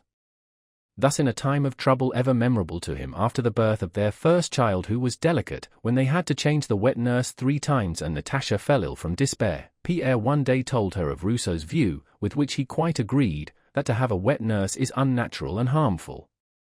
When her next baby was born, despite the opposition of her mother, the doctors, and even of her husband himself, who were all vigorously opposed to her nursing her baby herself, a thing then unheard of and considered injurious, she insisted on having her own way, and after that nursed all her babies herself. It very often happened that in a moment of irritation husband and wife would have a dispute, but long afterwards Pierre to his surprise and delight would find in his wife's ideas and actions the very thought against which she had argued, but divested of everything superfluous that in the excitement of the dispute he had added when expressing his opinion. After 7 years of marriage Pierre had the joyous and firm consciousness that he was not a bad man, and he felt this because he saw himself reflected in his wife. He felt the good and bad within himself inextricably mingled and overlapping. But only what was really good in him was reflected in his wife, all that was not quite good was rejected. And this was not the result of logical reasoning but was a direct and mysterious reflection. Chapter 11.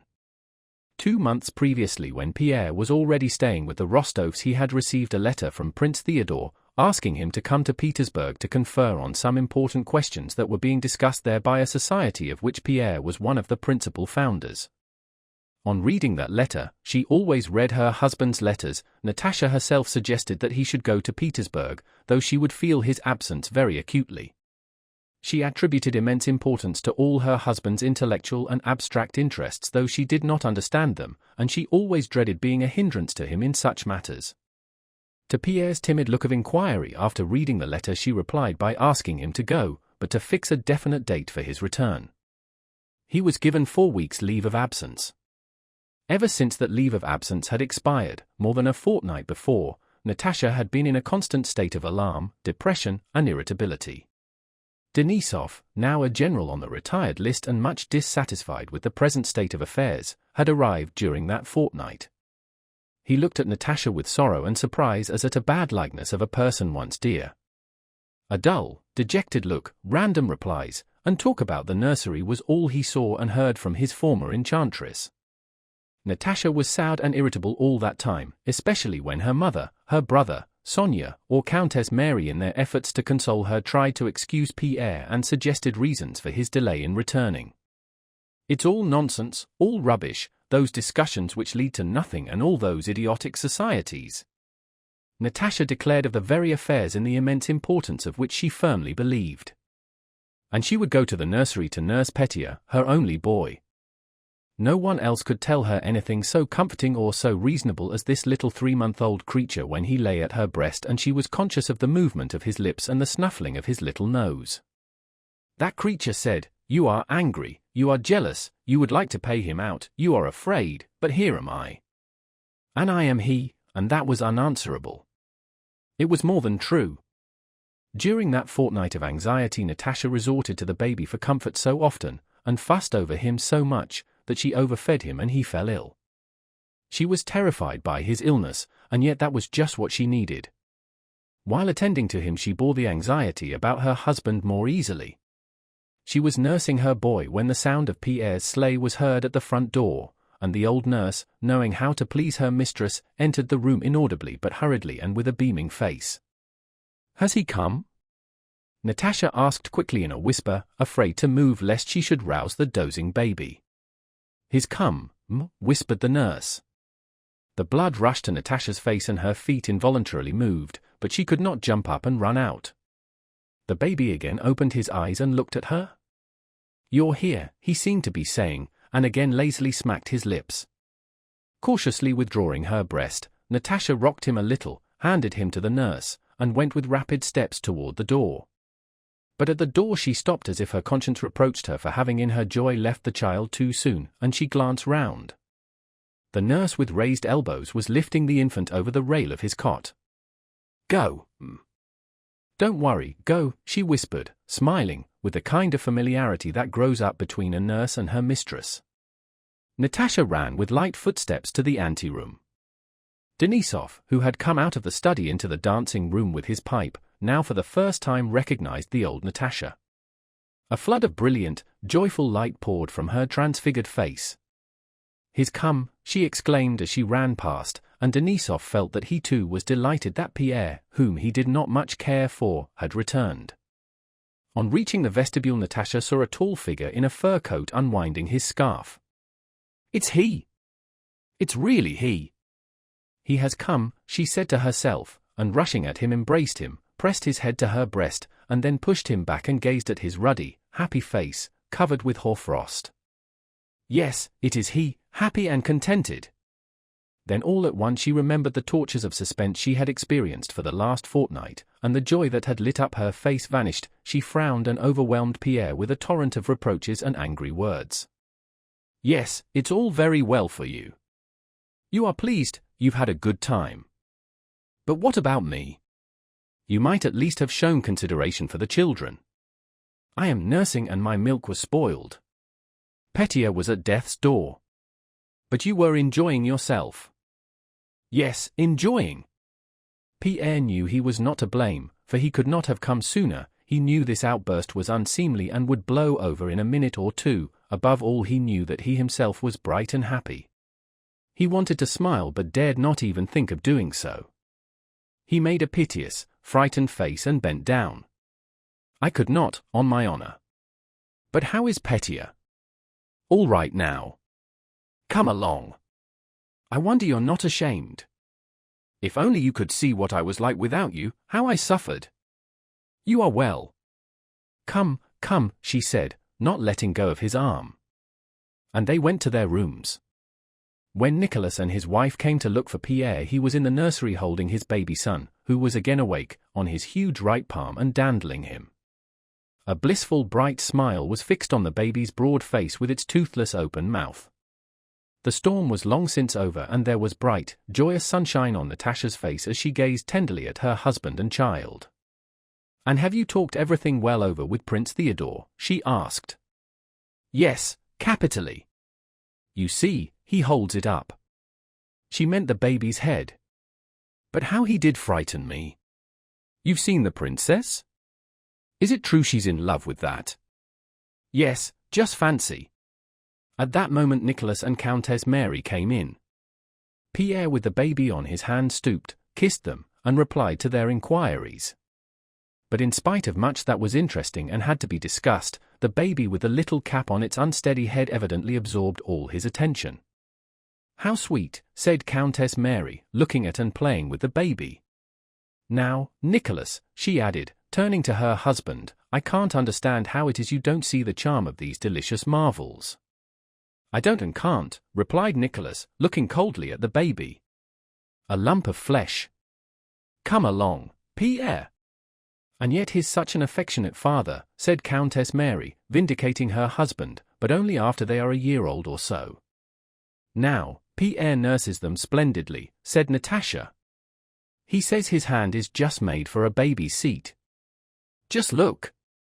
"Only not for this," Pierre suddenly exclaimed with a laugh, and shifting the baby he gave him to the nurse.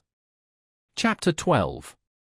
As in every large household, there were at Bald Hills several perfectly distinct worlds which merged into one harmonious whole, though each retained its own peculiarities and made concessions to the others. Every event, joyful or sad, that took place in that house was important to all these worlds, but each had its own special reasons to rejoice or grieve over that occurrence independently of the others. For instance, Pierre's return was a joyful and important event, and they all felt it to be so.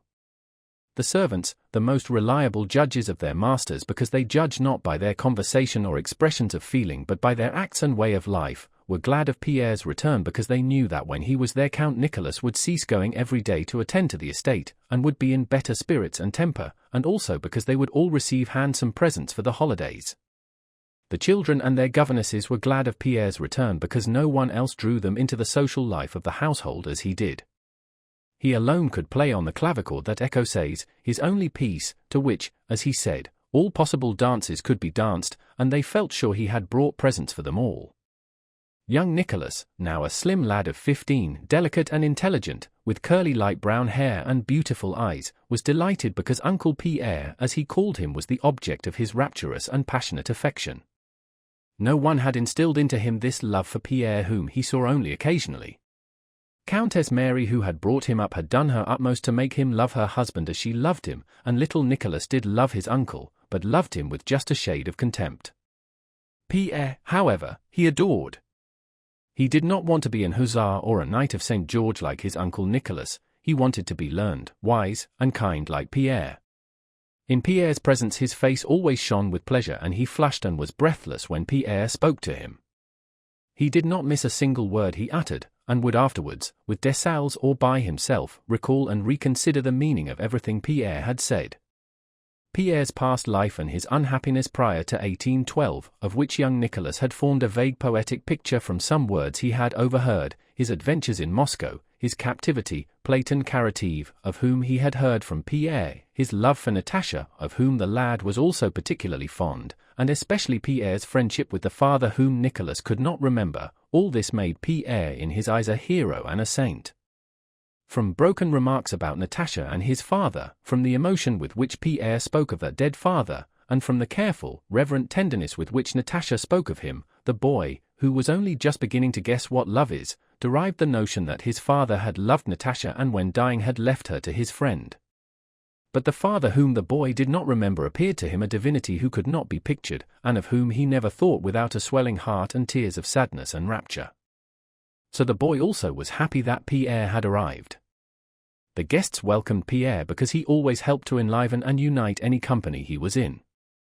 The grown-up members of the family, not to mention his wife, were pleased to have back a friend whose presence made life run more smoothly and peacefully. The old ladies were pleased with the presents he brought them, and especially that Natasha would now be herself again. Pierre felt the different outlooks of these various worlds and made haste to satisfy all their expectations. Though the most absent-minded and forgetful of men, Pierre, with the aid of a list his wife drew up, had now bought everything, not forgetting his mother and brother-in-law's commissions, nor the dress material for a present to Belova, nor toys for his wife's nephews. In the early days of his marriage it had seemed strange to him that his wife should expect him not to forget to procure all the things he undertook to buy, and he had been taken aback by her serious annoyance when on his first trip he forgot everything. But in time he grew used to this demand. Knowing that Natasha asked nothing for herself, and gave him commissions for others only when he himself had offered to undertake them, he now found an unexpected and childlike pleasure in this purchase of presents for everyone in the house, and never forgot anything. If he now incurred Natasha's censure it was only for buying too many and too expensive things. To her other defects, as most people thought them, but which to Pierre were qualities of untidiness and neglect of herself, she now added stinginess. From the time that Pierre began life as a family man on a footing entailing heavy expenditure, he had noticed to his surprise that he spent only half as much as before, and that his affairs, which had been in disorder of late, chiefly because of his first wife's debts, had begun to improve. Life was cheaper because it was circumscribed. That most expensive luxury, the kind of life that can be changed at any moment, was no longer his, nor did he wish for it. He felt that his way of life had now been settled once for all till death, and that to change it was not in his power, and so that way of life proved economical. With a merry, smiling face, Pierre was sorting his purchases. "What do you think of this?" said he, unrolling a piece of stuff like a shopman. Natasha, who was sitting opposite to him with her eldest daughter on her lap, turned her sparkling eyes swiftly from her husband to the things he showed her. "That's for Belova? Excellent." She felt the quality of the material. "It was a ruble an arshin, I suppose." Pierre told her the price. "Too dear," Natasha remarked. "How pleased the children will be, and Mama too. Only you need not have bought me this," she added, unable to suppress a smile as she gazed admiringly at a gold comb set with pearls, of a kind then just coming into fashion.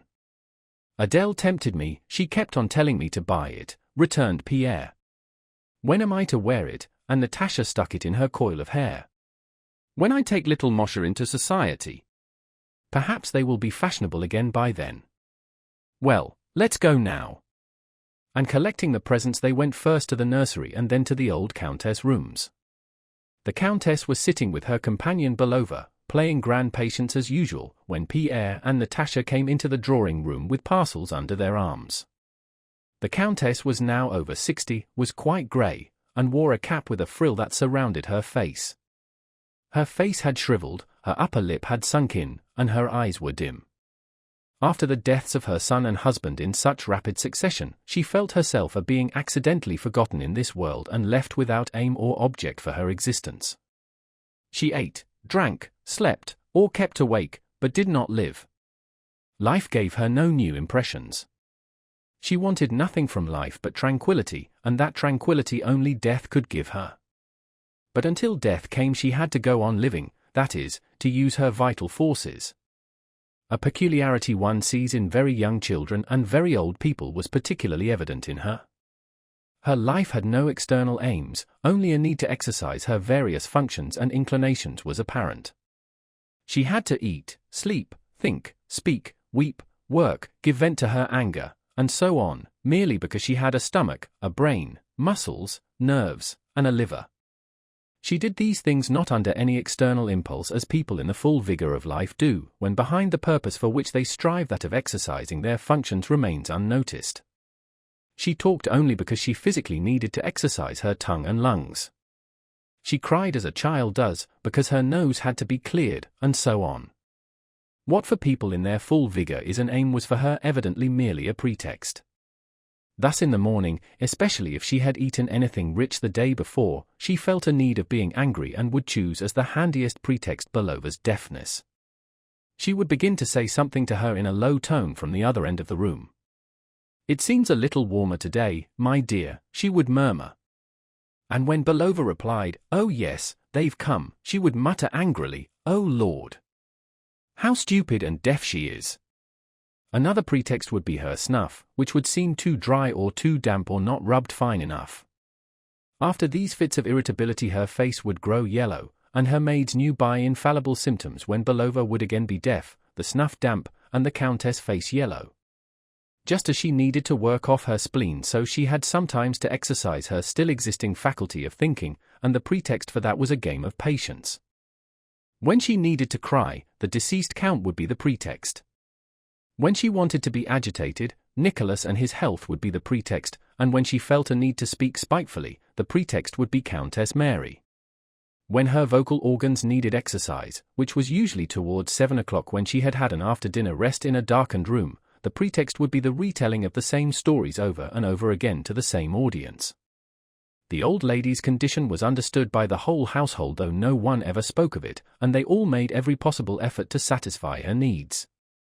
Only by a rare glance exchanged with a sad smile between Nicholas, Pierre, Natasha, and Countess Mary was the common understanding of her condition expressed. But those glances expressed something more. They said that she had played her part in life, that what they now saw was not her whole self, that we must all become like her, and that they were glad to yield to her, to restrain themselves for this once precious being, formerly as full of life as themselves, but now so much to be pitied. Memento mori, said these glances. Only the really heartless, the stupid ones of that household, and the little children failed to understand this and avoided her. Chapter 13. When Pierre and his wife entered the drawing-room, the Countess was in one of her customary states in which she needed the mental exertion of playing patience, and so, though by force of habit she greeted him with the word she always used when Pierre or her son returned after an absence, "High time, my dear, high time. We were all weary of waiting for you." Well, thank God, and received her presents with another customary remark, "It's not the gift that's precious, my dear, but that you give it to me, an old woman." Yet it was evident that she was not pleased by Pierre's arrival at that moment, when it diverted her attention from the unfinished game. She finished her game of patience and only then examined the presents. They consisted of a box for cards, of splendid workmanship, a bright blue Sevres teacup with shepherdesses depicted on it and with a lid, and a gold snuff-box with the Count's portrait on the lid, which Pierre had done by a miniaturist in Petersburg. The Countess had long wished for such a box, but as she did not want to cry just then, she glanced indifferently at the portrait and gave her attention chiefly to the box for cards. "Thank you, my dear, you have cheered me up," said she, as she always did. "But best of all, you have brought yourself back, for I never saw anything like it. You ought to give your wife a scolding." "What are we to do with her?" "She is like a mad woman when you are away. Doesn't see anything, doesn't remember anything," she went on, repeating her usual phrases. "Look, Anna Timofeevna," she added to her companion, "see what a box for cards my son has brought us."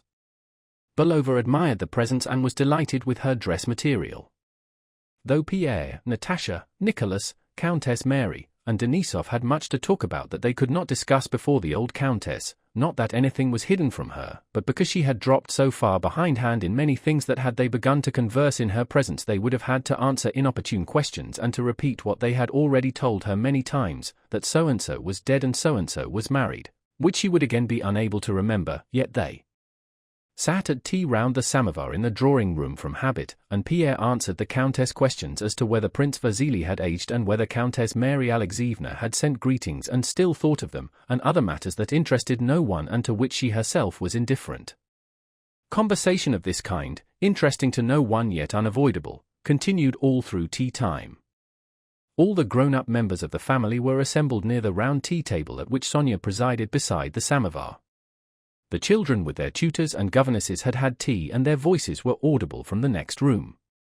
At tea all sat in their accustomed places, Nicholas beside the stove at a small table where his tea was handed to him. Emilka, the old grey borzoi bitch, daughter of the first milker, with a quite grey face and large black eyes that seemed more prominent than ever, lay on the armchair beside him. Denisov, whose curly hair, moustache, and whiskers had turned half grey, sat beside Countess Mary with his general's tunic unbuttoned. Pierre sat between his wife and the old Countess. He spoke of what he knew might interest the old lady and that she could understand. He told her of external social events and of the people who had formed the circle of her contemporaries and had once been a real, living, and distinct group, but who were now for the most part scattered about the world and like herself were garnering the last ears of the harvests they had sown in earlier years. But to the old Countess those contemporaries of hers seemed to be the only serious and real society. Natasha saw by Pierre's animation that his visit had been interesting and that he had much to tell them but dare not say it before the old Countess. Denisov, not being a member of the family, did not understand Pierre's caution and being, as a malcontent, much interested in what was occurring in Petersburg, kept urging Pierre to tell them about what had happened in the Semenovsk regiment, then about Arakcheev, and then about the Bible Society. Once or twice Pierre was carried away and began to speak of these things, but Nicholas and Natasha always brought him back to the health of Prince Ivan and Countess Mary Alexeyevna. "Well, and all this idiocy, Gosna and Tatawin over?" Denisov asked. "Is that really still going on?" "Going on?" Pierre exclaimed. "Why, more than ever. The Bible Society is the whole government now." "What is that, mon cher ami?" asked the Countess, who had finished her tea and evidently needed a pretext for being angry after her meal. "What are you saying about the government?" "I don't understand." "Well, you know, Maman," Nicholas interposed, knowing how to translate things into his mother's language, "Prince Alexander Golitsyn has founded a society and in consequence has great influence, they say." "Arakcheev and Golitsyn," incautiously remarked Pierre, "are now the whole government." "And what a government! They see treason everywhere and are afraid of everything." "Well, and how is Prince Alexander to blame?" He is a most estimable man. I used to meet him at Mary Antonovna's, said the Countess in an offended tone, and still more offended that they all remained silent. She went on, nowadays everyone finds fault. A gospel society! Well, and what harm is there in that? And she rose, everybody else got up too, and with a severe expression sailed back to her table in the sitting room. The melancholy silence that followed was broken by the sounds of the children's voices and laughter from the next room. Evidently some jolly excitement was going on there. Finished, finished, little Natasha's gleeful yell rose above them all. Pierre exchanged glances with Countess Mary and Nicholas. Natasha he never lost sight of, and smiled happily. "That's delightful music," said he. "It means that Anna Markarovna has finished her stocking," said Countess Mary. "Oh, I'll go and see," said Pierre, jumping up. "You know," he added, stopping at the door, "why I'm especially fond of that music? It is always the first thing that tells me all is well. When I was driving here today, the nearer I got to the house the more anxious I grew. As I entered the anteroom I heard Andrusha's peals of laughter, and that meant that all was well." "I know that feeling," said Nicholas. "But I mustn't go there, those stockings are to be a surprise for me." Pierre went to the children, and the shouting and laughter grew still louder. "Come, Anna Markarovna," Pierre's voice was heard saying, "come here into the middle of the room, and at the word of command, 1, 2, and when I say 3. You stand here, and you in my arms. Well now." 1, 2, said Pierre, and a silence followed. 3, and a rapturously breathless cry of children's voices filled the room. 2, 2, they shouted. This meant 2 stockings, which by a secret process known only to herself Anna Markarovna used to knit at the same time on the same needles, and which, when they were ready, she always triumphantly drew, one out of the other, in the children's presence. Chapter 14. Soon after this the children came in to say good night. They kissed everyone, the tutors and governesses made their bows, and they went out. Only young Nicholas and his tutor remained. Dessalles whispered to the boy to come downstairs. "No, Monsieur Dessalles, I will ask my aunt to let me stay," replied Nicholas Bolkonsky also in a whisper. "Ma tante, please let me stay," said he, going up to his aunt. His face expressed entreaty, agitation, and ecstasy. Countess Mary glanced at him and turned to Pierre. "When you are here he can't tear himself away," she said. "I will bring him to you directly, Monsieur Dessalles." "Good night," said Pierre, giving his hand to the Swiss tutor, and he turned to young Nicholas with a smile. "You and I haven't seen anything of one another yet. How like he is growing, Mary," he added, addressing Countess Mary. "Like my father?" asked the boy, flushing crimson and looking up at Pierre with bright, ecstatic eyes. Pierre nodded, and went on with what he had been saying when the children had interrupted. Countess Mary sat down doing woolwork. Natasha did not take her eyes off her husband.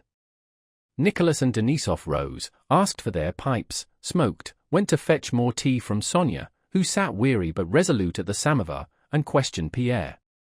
The curly-headed, delicate boy sat with shining eyes unnoticed in a corner, starting every now and then and muttering something to himself, and evidently experiencing a new and powerful emotion as he turned his curly head, with his thin neck exposed by his turned-down collar, toward the place where Pierre sat today.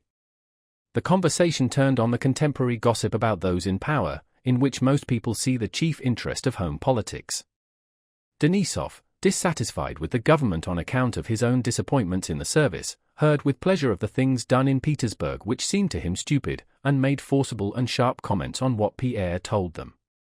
One used to have to be a German, now one must dance with Tatouinova and Madame Kwoudna, and wed Ekachausen and the Bwethwen. Oh, they should let that fine fellow Bonaparte loose, he'd knock all this nonsense out of them. Fancy giving the command of the Semyonov regiment to a fellow like that Schwa-TZ, he cried. Nicholas, though free from Denisov's readiness to find fault with everything, also thought that discussion of the government was a very serious and weighty matter, and the fact that A had been appointed minister of this and B governor-general of that, and that the emperor had said so-and-so and this minister so-and-so, seemed to him very important. And so he thought it necessary to take an interest in these things and to question Pierre. The questions put by these two kept the conversation from changing its ordinary character of gossip about the higher government circles.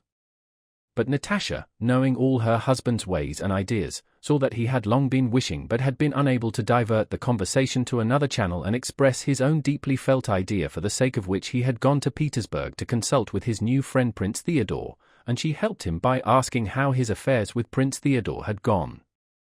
"What was it about?" asked Nicholas. "Always the same thing," said Pierre, looking round at his listeners. "Everybody sees that things are going so badly that they cannot be allowed to go on so, and that it is the duty of all decent men to counteract it as far as they can." "What can decent men do?"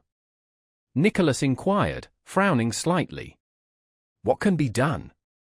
"Why, this." "Come into my study," said Nicholas. Natasha, who had long expected to be fetched to nurse her baby, now heard the nurse calling her and went to the nursery. Countess Mary followed her. The men went into the study and little Nicholas Bolkonsky followed them unnoticed by his uncle and sat down at the writing table in a shady corner by the window. "Well, what would you do?" asked Denisov. "Always some fantastic schemes," said Nicholas. "Why this?" began Pierre, not sitting down but pacing the room, sometimes stopping short, gesticulating, and lisping. "The position in Petersburg is this: the emperor does not look into anything. He has abandoned himself altogether to this mysticism." Pierre could not tolerate mysticism in anyone now. "He seeks only for peace, and only these people sans foini can give it him, people who recklessly hack at and strangle everything, Magnitsky, Arakcheev, and tutti quanti. You will agree that if you did not look after your estates yourself but only wanted a quiet life, the harsher your steward was the more readily your object might be attained," he said to Nicholas. Without faith or law. "Well, what does that lead up to?" said Nicholas. "Well, everything is going to ruin. Robbery in the law courts, in the army nothing but flogging, drilling, and military settlements, the people are tortured, enlightenment is suppressed. All that is young and honest is crushed. Everyone sees that this cannot go on. Everything is strained to such a degree that it will certainly break," said Pierre, as those who examine the actions of any government have always said since governments began. "I told them just one thing in Petersburg." "Told whom?" "Well, you know whom," said Pierre, with a meaning glance from under his brows. "Prince Theodore and all those. To encourage culture and philanthropy is all very well, of course. The aim is excellent, but in the present circumstances something else is needed." At that moment Nicholas noticed the presence of his nephew. His face darkened and he went up to the boy. "Why are you here?" "Why?" "Let him be," said Pierre, taking Nicholas by the arm and continuing. "That is not enough, I told them. Something else is needed. When you stand expecting the overstrained string to snap at any moment, when everyone is expecting the inevitable catastrophe, as many as possible must join hands as closely as they can to withstand the general calamity. Everything that is young and strong is being enticed away and depraved. One is lured by women, another by honors, a third by ambition or money, and they go over to that camp. No independent men, such as you or I, are left. What I say is widen the scope of our society, let the mot d'ordre be not virtue alone but independence and action as well." Nicholas, who had left his nephew, irritably pushed up an armchair, sat down in it, and listened to Pierre, coughing discontentedly and frowning more and more. "But action with what aim?" he cried. "And what position will you adopt toward the government?" "Why, the position of assistants. The society need not be secret if the government allows it. Not merely is it not hostile to government, but it is a society of true conservatives, a society of gentlemen in the full meaning of that word. It is only to prevent some Pugachev or other from killing my children and yours, and Arakcheev from sending me off to some military settlement. We join hands only for the public welfare and the general safety. Yes, but it's a secret society and therefore a hostile and harmful one which can only cause harm." "Why? Did the Tugendbund which saved Europe, they did not then venture to suggest that Russia had saved Europe, do any harm? The Tugendbund is an alliance of virtue, it is love, mutual help, it is what Christ preached on the cross." Natasha, who had come in during the conversation, looked joyfully at her husband. It was not what he was saying that pleased her, that did not even interest her, for it seemed to her that was all extremely simple and that she had known it a long time. It seemed so to her because she knew that it sprang from Pierre's whole soul, but it was his animated and enthusiastic appearance that made her glad. The boy with the thin neck stretching out from the turned-down collar, whom everyone had forgotten, gazed at Pierre with even greater and more rapturous joy. Every word of Pierre's burned into his heart, and with a nervous movement of his fingers he unconsciously broke the sealing wax and quill pens his hands came upon on his uncle's table. It is not at all what you suppose, but that is what the German Tugendbund was, and what I am proposing. No, my fiend. The Tugendbund is all very well for the sausage-eaters, but I don't understand it and can't even wonounce it, interposed Denisov in a loud and resolute voice.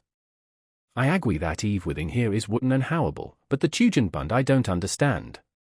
If we're not satisfied, let us have a bunt of our own. That's all white.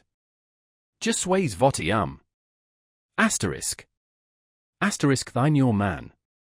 Pierre smiled, Natasha began to laugh, but Nicholas knitted his brows still more and began proving to Pierre that there was no prospect of any great change and that all the danger he spoke of existed only in his imagination. Pierre maintained the contrary, and as his mental faculties were greater and more resourceful, Nicholas felt himself cornered. This made him still angrier, for he was fully convinced, not by reasoning but by something within him stronger than reason, of the justice of his opinion. I will tell you this, he said, rising and trying with nervously twitching fingers to prop up his pipe in a corner, but finally abandoning the attempt. I can't prove it to you. You say that everything here is rotten and that an overthrow is coming. I don't see it. But you also say that our oath of allegiance is a conditional matter, and to that I reply, you are my best friend, as you know, but if you formed a secret society and began working against the government, be it what it may, I know it is my duty to obey the government. And if Arakcheev ordered me to lead a squadron against you and cut you down, I should not hesitate an instant, but should do it. And you may argue about that as you like. An awkward silence followed these words. Natasha was the first to speak, defending her husband and attacking her brother. Her defense was weak and inapt, but she attained her object. The conversation was resumed, and no longer in the unpleasantly hostile tone of Nicholas' last remark. When they all got up to go in to supper, little Nicholas Bolkonsky went up to Pierre, pale and with shining, radiant eyes. Uncle Pierre, you know. If Papa were alive, would he agree with you? He asked. And Pierre suddenly realized what a special, independent, complex, and powerful process of thought and feeling must have been going on in this boy during that conversation, and remembering all he had said he regretted that the lad should have heard him. He had, however, to give him an answer. Yes, I think so, he said reluctantly, and left the study. The lad looked down and seemed now for the first time to notice what he had done to the things on the table. He flushed and went up to Nicholas. Uncle, forgive me, I did that, unintentionally, he said, pointing to the broken sealing wax and pens. Nicholas started angrily. All right, he said, throwing the bits under the table. And evidently suppressing his vexation with difficulty, he turned away from the boy. You ought not to have been here at all, he said. Chapter 15. The conversation at supper was not about politics or societies, but turned on the subject Nicholas liked best, recollections of 1812. Denisov started these and Pierre was particularly agreeable and amusing about them. The family separated on the most friendly terms. After supper Nicholas, having undressed in his study and given instructions to the steward who had been waiting for him, went to the bedroom in his dressing gown, where he found his wife still at her table, writing. What are you writing, Mary? Nicholas asked. Countess Mary blushed. She was afraid that what she was writing would not be understood or approved by her husband. She had wanted to conceal what she was writing from him, but at the same time was glad he had surprised her at it and that she would now have to tell him. A diary, Nicholas, she replied, handing him a blue exercise book filled with her firm, bold writing. A diary? Nicholas repeated with a shade of irony, and he took up the book. It was in French. December 4th. Today when Andrusha, her eldest boy, woke up he did not wish to dress and Mademoiselle Louise sent for me. He was naughty and obstinate. I tried threats, but he only grew angrier.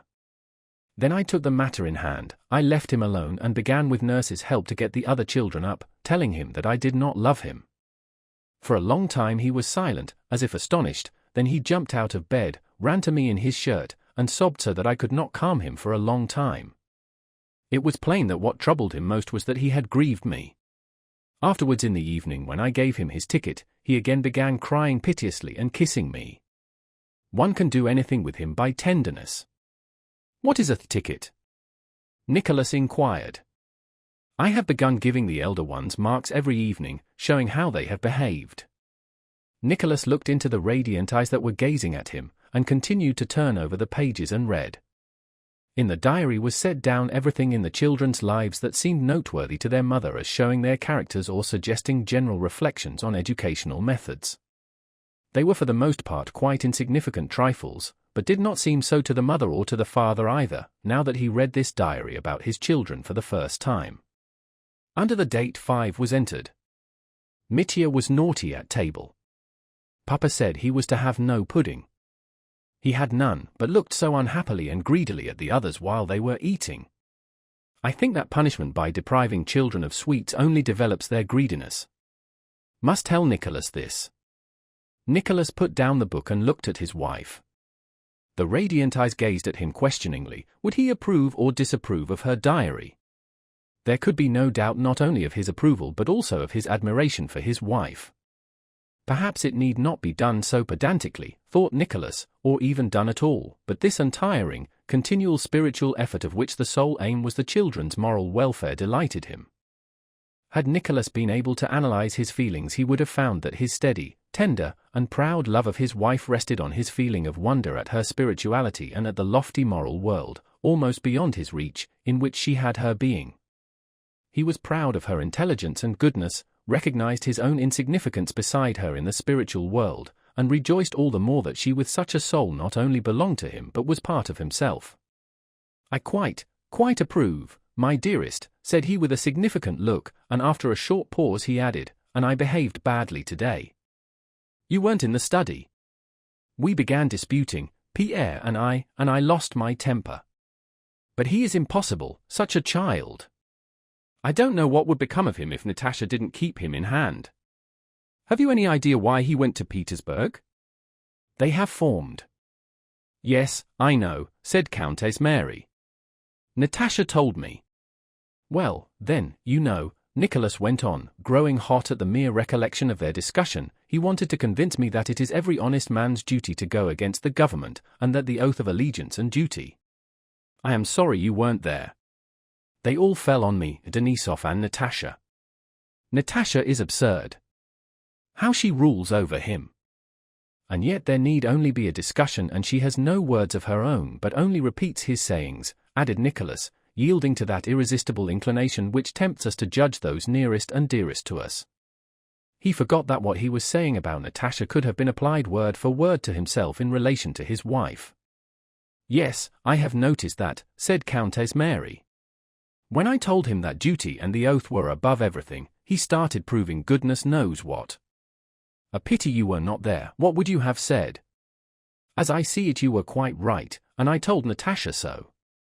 Pierre says everybody is suffering, tortured, and being corrupted, and that it is our duty to help our neighbor." "Of course he is right there," said Countess Mary, "but he forgets that we have other duties nearer to us, duties indicated to us by God himself, and that though we might expose ourselves to risks we must not risk our children." "Yes, that's it." "That's just what I said to him," put in Nicholas, who fancied he really had said it. But they insisted on their own view, love of one's neighbor and Christianity, and all this in the presence of young Nicholas, who had gone into my study and broke all my things. "Ah, Nicholas, do you know I am often troubled about little Nicholas," said Countess Mary. "He is such an exceptional boy.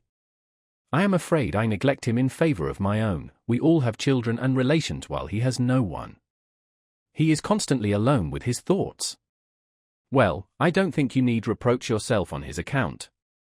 All that the fondest mother could do for her son you have done and are doing for him, and of course I am glad of it. He is a fine lad, a fine lad." This evening he listened to Pierre in a sort of trance, and fancy, as we were going into supper I looked and he had broken everything on my table to bits, and he told me of it himself at once. I never knew him to tell an untruth. A fine lad, repeated Nicholas, who at heart was not fond of Nicholas Bolkonsky but was always anxious to recognize that he was a fine lad. Still, I am not the same as his own mother, said Countess Mary. I feel I am not the same and it troubles me. A wonderful boy, but I am dreadfully afraid for him. It would be good for him to have companions. Well, it won't be for long. Next summer I'll take him to Petersburg, said Nicholas. Yes, Pierre always was a dreamer and always will be, he continued, returning to the talk in the study which had evidently disturbed him. Well, what business is it of mine what goes on there, whether Arakcheev is bad, and all that? What business was it of mine when I married and was so deep in debt that I was threatened with prison, and had a mother who could not see or understand it? And then there are you and the children and our affairs. Is it for my own pleasure that I am at the farm or in the office from morning to night? No, but I know I must work to comfort my mother, to repay you, and not to leave the children such beggars as I was. Countess Mary wanted to tell him that man does not live by bread alone and that he attached too much importance to these matters. But she knew she must not say this and that it would be useless to do so. She only took his hand and kissed it. He took this as a sign of approval and a confirmation of his thoughts, and after a few minutes' reflection continued to think aloud. You know, Mary, today Elias Mitrofanik, this was his overseer, came back from the Tambov estate and told me they are already offering 80,000 rubles for the forest. And with an eager face Nicholas began to speak of the possibility of repurchasing Otradno before long, and added, another 10 years of life and I shall leave the children in an excellent position. Countess Mary listened to her husband and understood all that he told her. She knew that when he thought aloud in this way he would sometimes ask her what he had been saying, and be vexed if he noticed that she had been thinking about something else. But she had to force herself to attend, for what he was saying did not interest her at all. She looked at him and did not think, but felt, about something different. She felt a submissive tender love for this man who would never understand all that she understood, and this seemed to make her love for him still stronger and added a touch of passionate tenderness. Besides this feeling which absorbed her altogether and hindered her from following the details of her husband's plans, thoughts that had no connection with what he was saying flitted through her mind. She thought of her nephew. Her husband's account of the boy's agitation while Pierre was speaking struck her forcibly, and various traits of his gentle, sensitive character recurred to her mind, and while thinking of her nephew she thought also of her own children. She did not compare them with him, but compared her feeling for them with her feeling for him, and felt with regret that there was something lacking in her feeling for young Nicholas. Sometimes it seemed to her that this difference arose from the difference in their ages, but she felt herself to blame toward him and promised in her heart to do better and to accomplish the impossible, in this life to love her husband, her children, little Nicholas, and all her neighbors, as Christ loved mankind. Countess Mary's soul always strove toward the infinite, the eternal, and the absolute, and could therefore never be at peace. A stern expression of the lofty, secret suffering of a soul burdened by the body appeared on her face. Nicholas gazed at her. Oh God! What will become of us if she dies, as I always fear when her face is like that, thought he, and placing himself before the icon he began to say his evening prayers. Chapter 16. Natasha and Pierre, left alone, also began to talk as only a husband and wife can talk, that is, with extraordinary clearness and rapidity, understanding and expressing each other's thoughts in ways contrary to all rules of logic, without premises, deductions, or conclusions, and in a quite peculiar way. Natasha was so used to this kind of talk with her husband that for her it was the surest sign of something being wrong between them if Pierre followed a line of logical reasoning. When he began proving anything, or talking argumentatively and calmly and she, led on by his example, began to do the same, she knew that they were on the verge of a quarrel. From the moment they were alone and Natasha came up to him with wide-open happy eyes, and quickly seizing his head pressed it to her bosom, saying, "Now you are all mine, mine. You won't escape." From that moment this conversation began, contrary to all the laws of logic and contrary to them because quite different subjects were talked about at one and the same time. This simultaneous discussion of many topics did not prevent a clear understanding, but on the contrary was the surest sign that they fully understood one another.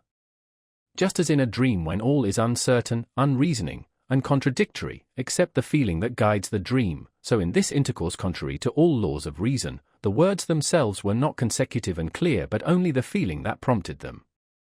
Natasha spoke to Pierre about her brother's life and doings, of how she had suffered and lacked life during his own absence, and of how she was fonder than ever of Mary, and how Mary was in every way better than herself. In saying this, Natasha was sincere in acknowledging Mary's superiority, but at the same time by saying it she made a demand on Pierre that he should, all the same, prefer her to Mary and to all other women, and that now, especially after having seen many women in Petersburg, he should tell her so afresh. Pierre, answering Natasha's words, told her how intolerable it had been for him to meet ladies at dinners and balls in Petersburg. "I have quite lost the knack of talking to ladies," he said. "It was simply dull. Besides, I was very busy." Natasha looked intently at him and went on. "Mary is so splendid," she said. "How she understands children! It is as if she saw straight into their souls. Yesterday, for instance, Mitya was naughty." "How like his father he is," Pierre interjected. Natasha knew why he mentioned Mitya's likeness to Nicholas. The recollection of his dispute with his brother-in-law was unpleasant, and he wanted to know what Natasha thought of it. "Nicholas has the weakness of never agreeing with anything not generally accepted." "But I understand that you value what opens up a fresh line," said she, repeating words Pierre had once uttered. "No, the chief point is that to Nicholas ideas and discussions are an amusement, almost a pastime," said Pierre. "For instance, he is collecting a library and has made it a rule not to buy a new book till he has read what he had already bought, Sismondi and Rousseau and Montesquieu," he added with a smile. "You know how much he began to soften down what he had said, but Natasha interrupted him to show that this was unnecessary. "So you say ideas are an amusement to him?" "Yes, and for me nothing else is serious. All the time in Petersburg I saw everyone as in a dream. When I am taken up by a thought, all else is mere amusement." "Ah, I'm so sorry I wasn't there when you met the children," said Natasha. "Which was most delighted?" "Lisa, I'm sure." "Yes," Pierre replied, and went on with what was in his mind. "Nicholas says we ought not to think. But I can't help it. Besides, when I was in Petersburg I felt, I can say this to you, that the whole affair would go to pieces without me. Everyone was pulling his own way. But I succeeded in uniting them all, and then my idea is so clear and simple. You see, I don't say that we ought to oppose this and that. We may be mistaken. What I say is, join hands, you who love the right, and let there be but one banner, that of active virtue. Prince Sergei is a fine fellow and clever." Natasha would have had no doubt as to the greatness of Pierre's idea, but one thing disconcerted her. "Can a man so important and necessary to society be also my husband? How did this happen?" She wished to express this doubt to him. Now who could decide whether he is really cleverer than all the others, she asked herself, and passed in review all those whom Pierre most respected. Judging by what he had said, there was no one he had respected so highly as Platon Karateev. "Do you know what I am thinking about?" she asked. "About Platon Karateev. Would he have approved of you now, do you think?" Pierre was not at all surprised at this question. He understood his wife's line of thought. Platon Karateev, he repeated, and pondered, evidently sincerely trying to imagine Karateev's opinion on the subject. He would not have understood, yet perhaps he would. "I love you awfully," Natasha suddenly said. "Awfully, awfully." "No, he would not have approved," said Pierre, after reflection. "What he would have approved of is our family life. He was always so anxious to find seemliness, happiness, and peace in everything, and I should have been proud to let him see us. There now, you talk of my absence, but you wouldn't believe what a special feeling I have for you after a separation." "Yes, I should think," Natasha began. "No, it's not that. I never leave off loving you. And one couldn't love more, but this is something special." "Yes, of course," he did not finish because their eyes meeting said the rest. What nonsense it is, Natasha suddenly exclaimed, about honeymoons, and that the greatest happiness is at first. On the contrary, now is the best of all. If only you did not go away. Do you remember how we quarreled? And it was always my fault. Always mine. And what we quarreled about, I don't even remember. Always about the same thing, said Pierre with a smile. Gilo? Don't say it. I can't bear it. Natasha cried, and her eyes glittered coldly and vindictively. Did you see her? She added, after a pause. No, and if I had I shouldn't have recognized her. They were silent for a while. Oh, do you know? While you were talking in the study I was looking at you, Natasha began, evidently anxious to disperse the cloud that had come over them. You are as like him as 2 peas, like the boy. She meant her little son. Oh, it's time to go to him. The milk's come. But I'm sorry to leave you. They were silent for a few seconds. Then suddenly turning to one another at the same time they both began to speak. Pierre began with self-satisfaction and enthusiasm, Natasha with a quiet, happy smile. Having interrupted one another they both stopped to let the other continue. No. What did you say? Go on, go on. No, you go on, I was talking nonsense, said Natasha. Pierre finished what he had begun. It was the sequel to his complacent reflections on his success in Petersburg. At that moment it seemed to him that he was chosen to give a new direction to the whole of Russian society and to the whole world. I only wish to say that ideas that have great results are always simple ones. My whole idea is that if vicious people are united and constitute a power, then honest folk must do the same. Now that's simple enough. Yes. And what were you going to say? Huh? Only nonsense. But all the same? Oh, nothing, only a trifle, said Natasha, smiling still more brightly. I only wanted to tell you about Petya. Today nurse was coming to take him from me, and he laughed, shut his eyes, and clung to me. I'm sure he thought he was hiding. Awfully sweet. There, now he's crying. Well, goodbye, and she left the room. Meanwhile downstairs in young Nicholas Bolkonsky's bedroom a little lamp was burning as usual. The boy was afraid of the dark and they could not cure him of it.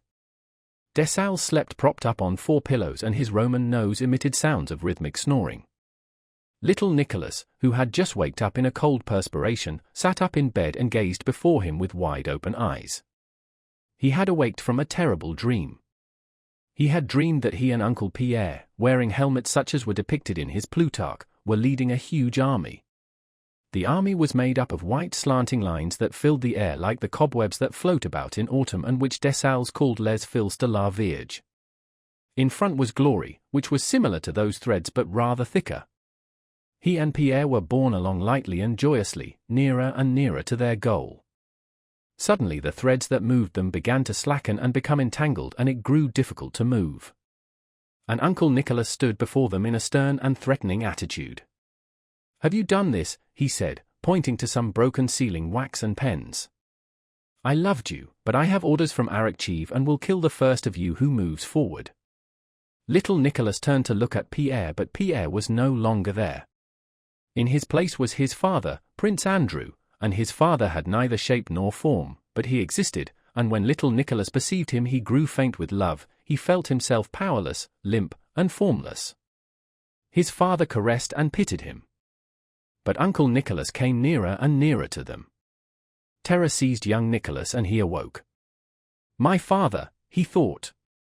Though there were 2 good portraits of Prince Andrew in the house, Nicholas never imagined him in human form.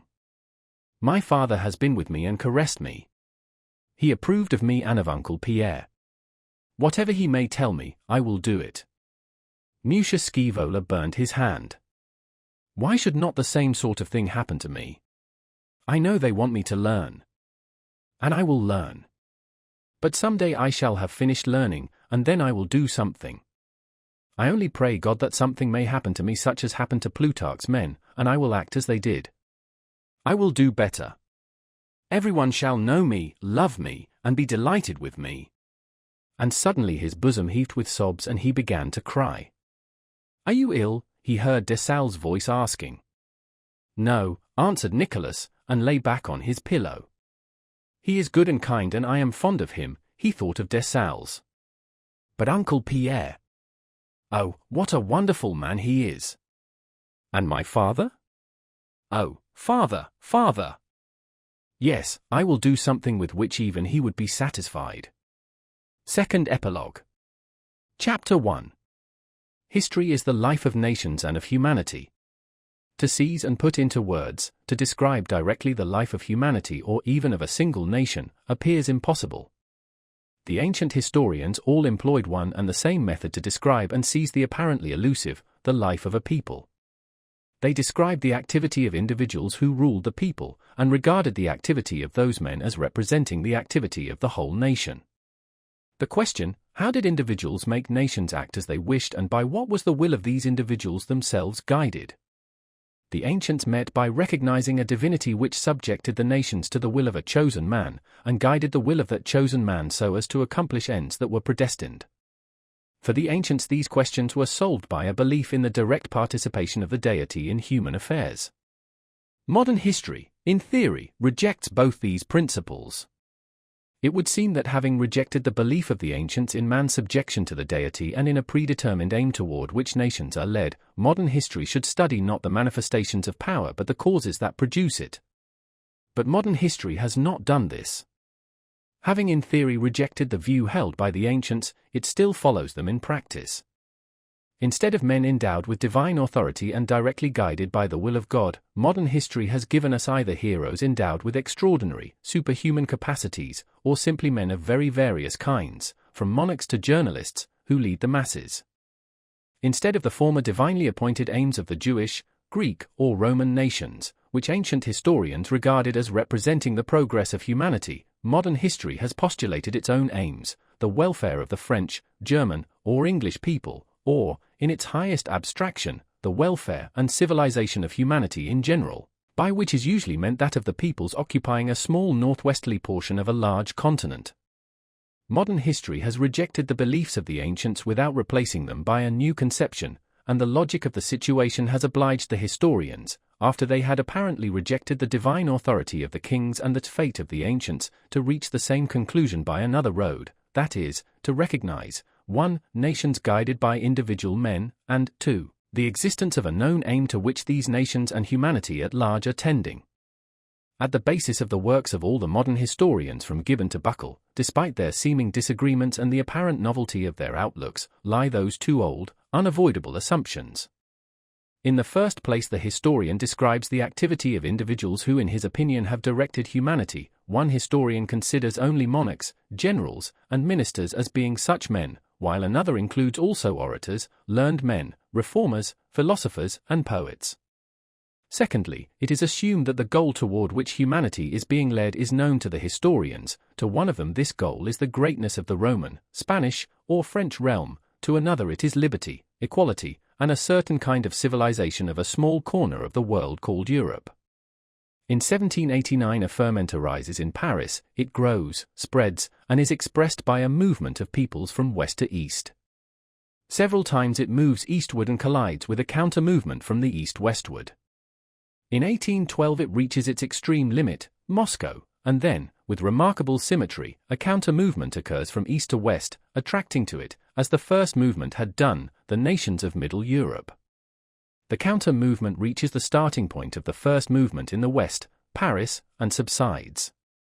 During that 20-year period an immense number of fields were left and tilled, houses were burned, trade changed its direction, millions of men migrated, were impoverished, or were enriched, and millions of Christian men professing the law of love of their fellows slew one another. What does all this mean? Why did it happen? What made those people burn houses and slay their fellow men? What were the causes of these events? What force made men act so? These are the instinctive, plain, and most legitimate questions humanity asks itself when it encounters the monuments and tradition of that period. For a reply to these questions the common sense of mankind turns to the science of history, whose aim is to enable nations and humanity to know themselves.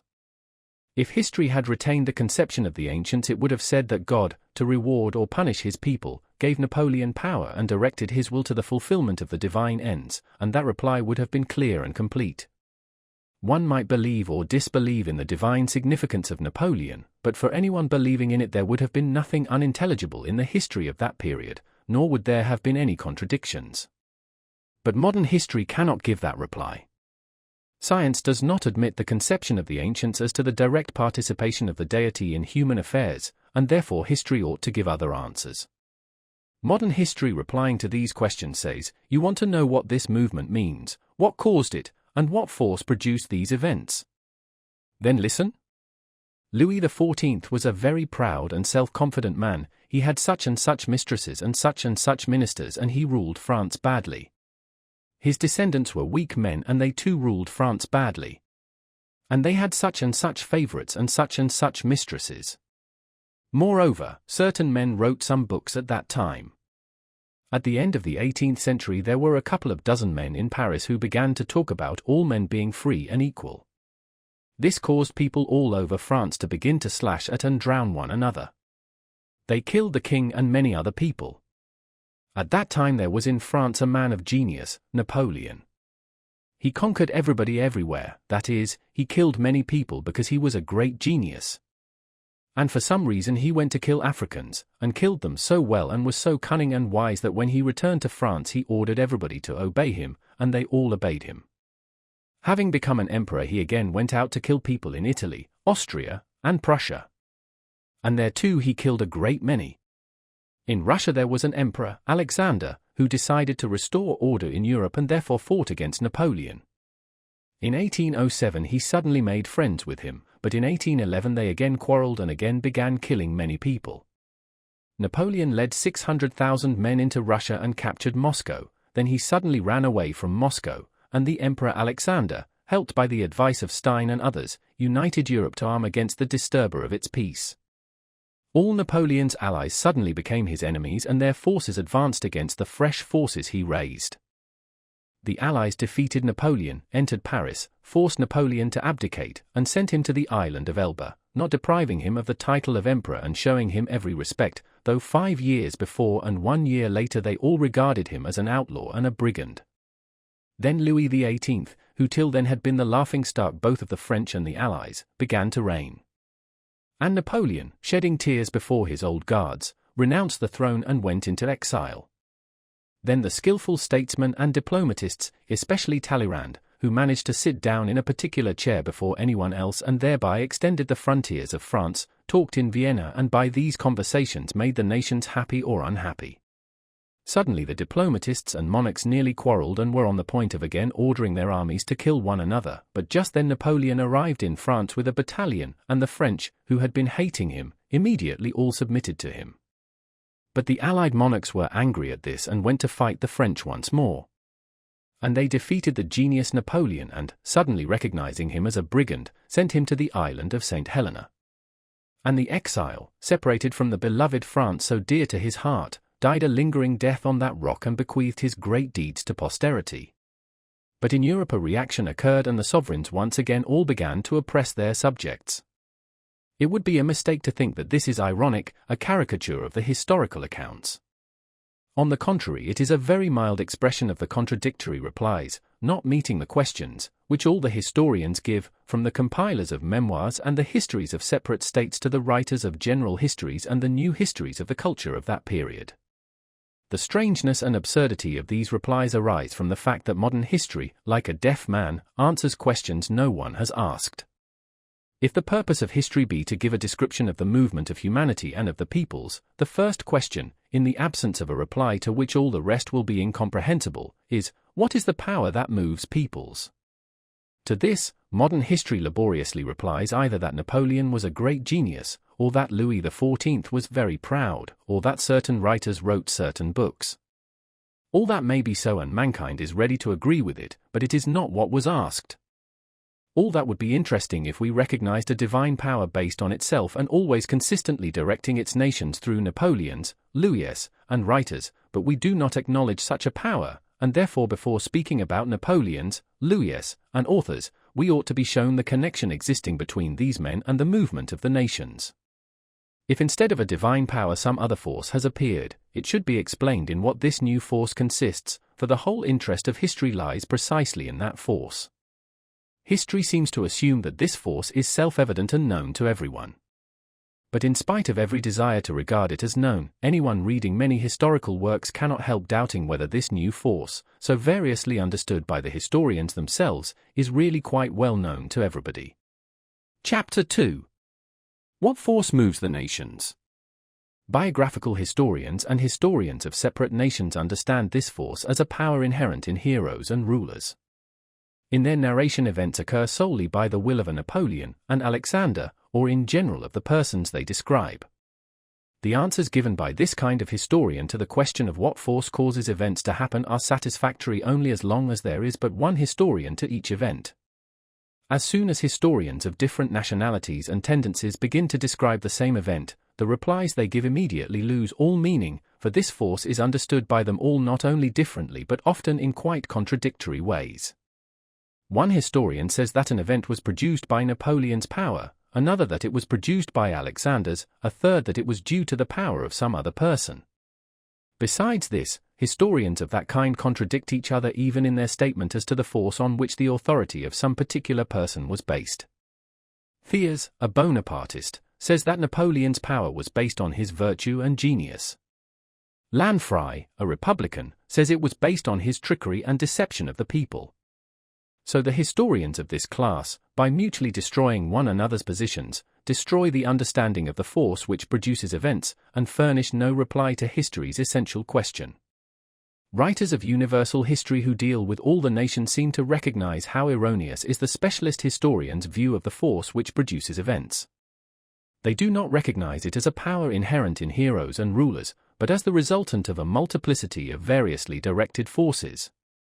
In describing a war or the subjugation of a people, a general historian looks for the cause of the event not in the power of one man, but in the interaction of many persons connected with the event.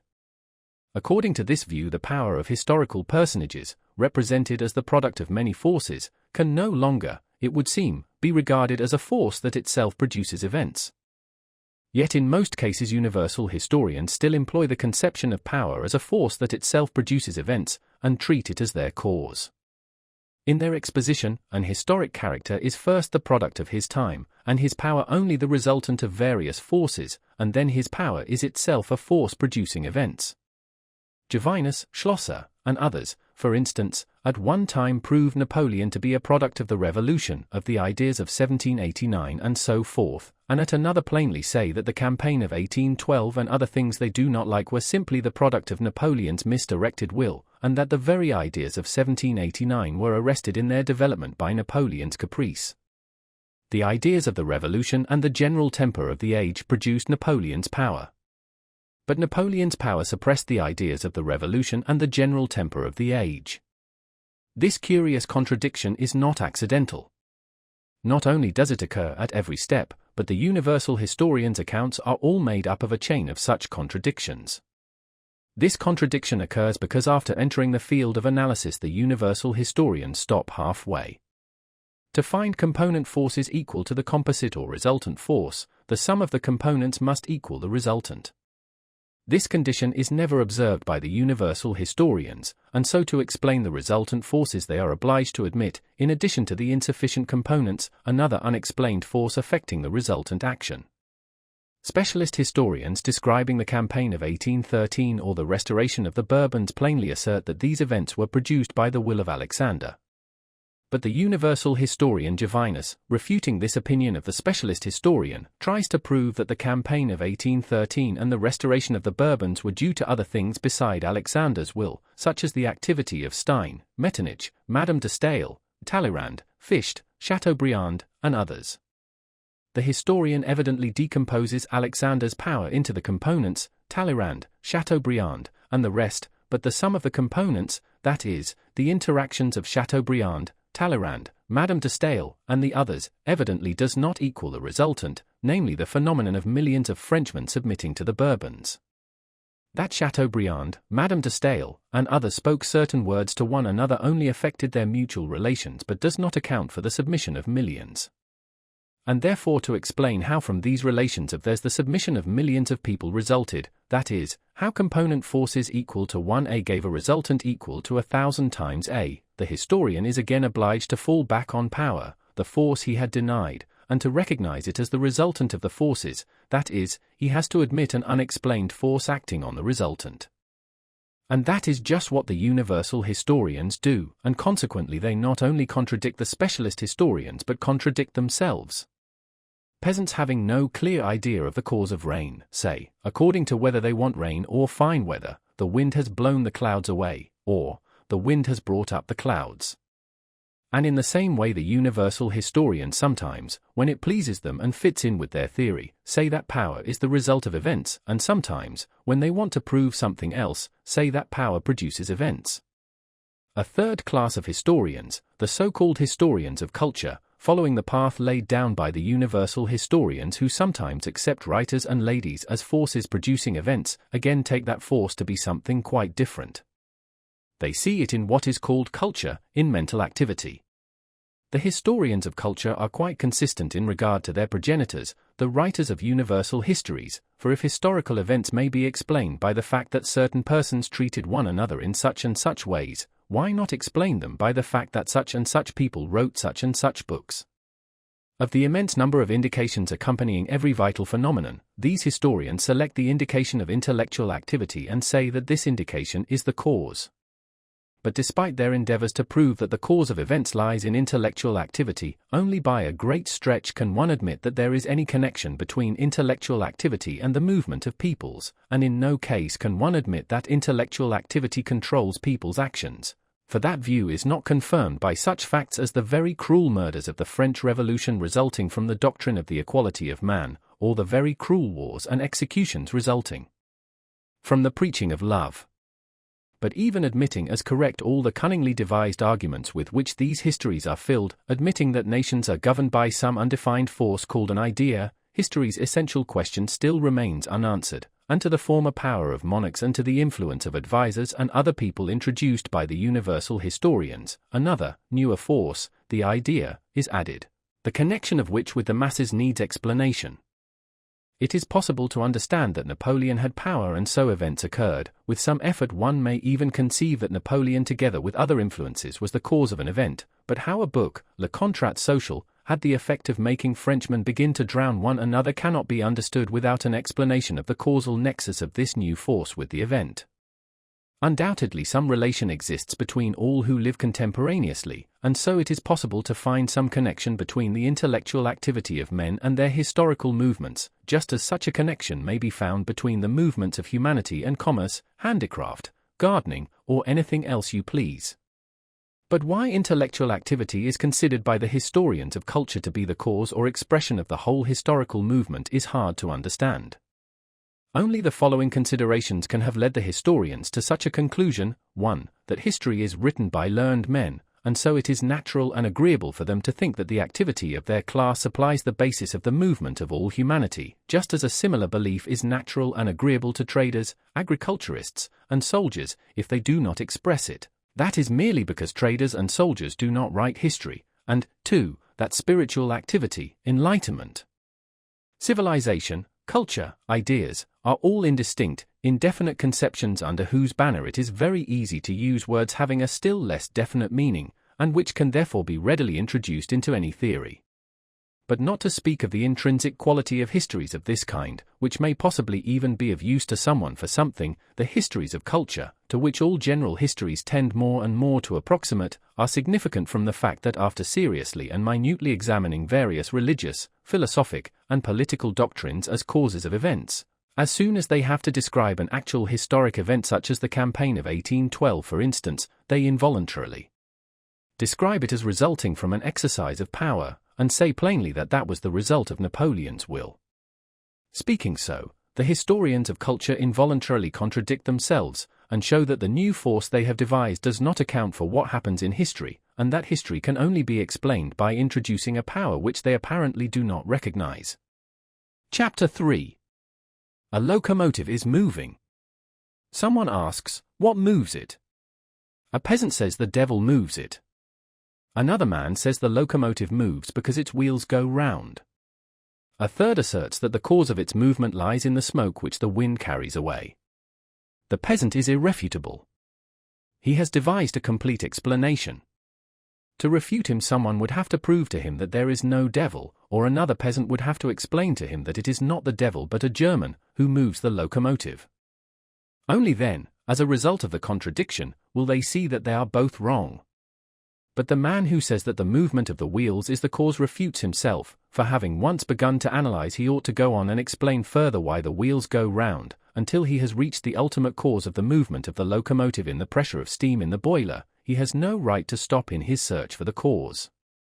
The man who explains the movement of the locomotive by the smoke that is carried back has noticed that the wheels do not supply an explanation and has taken the first sign that occurs to him and in his turn has offered that as an explanation.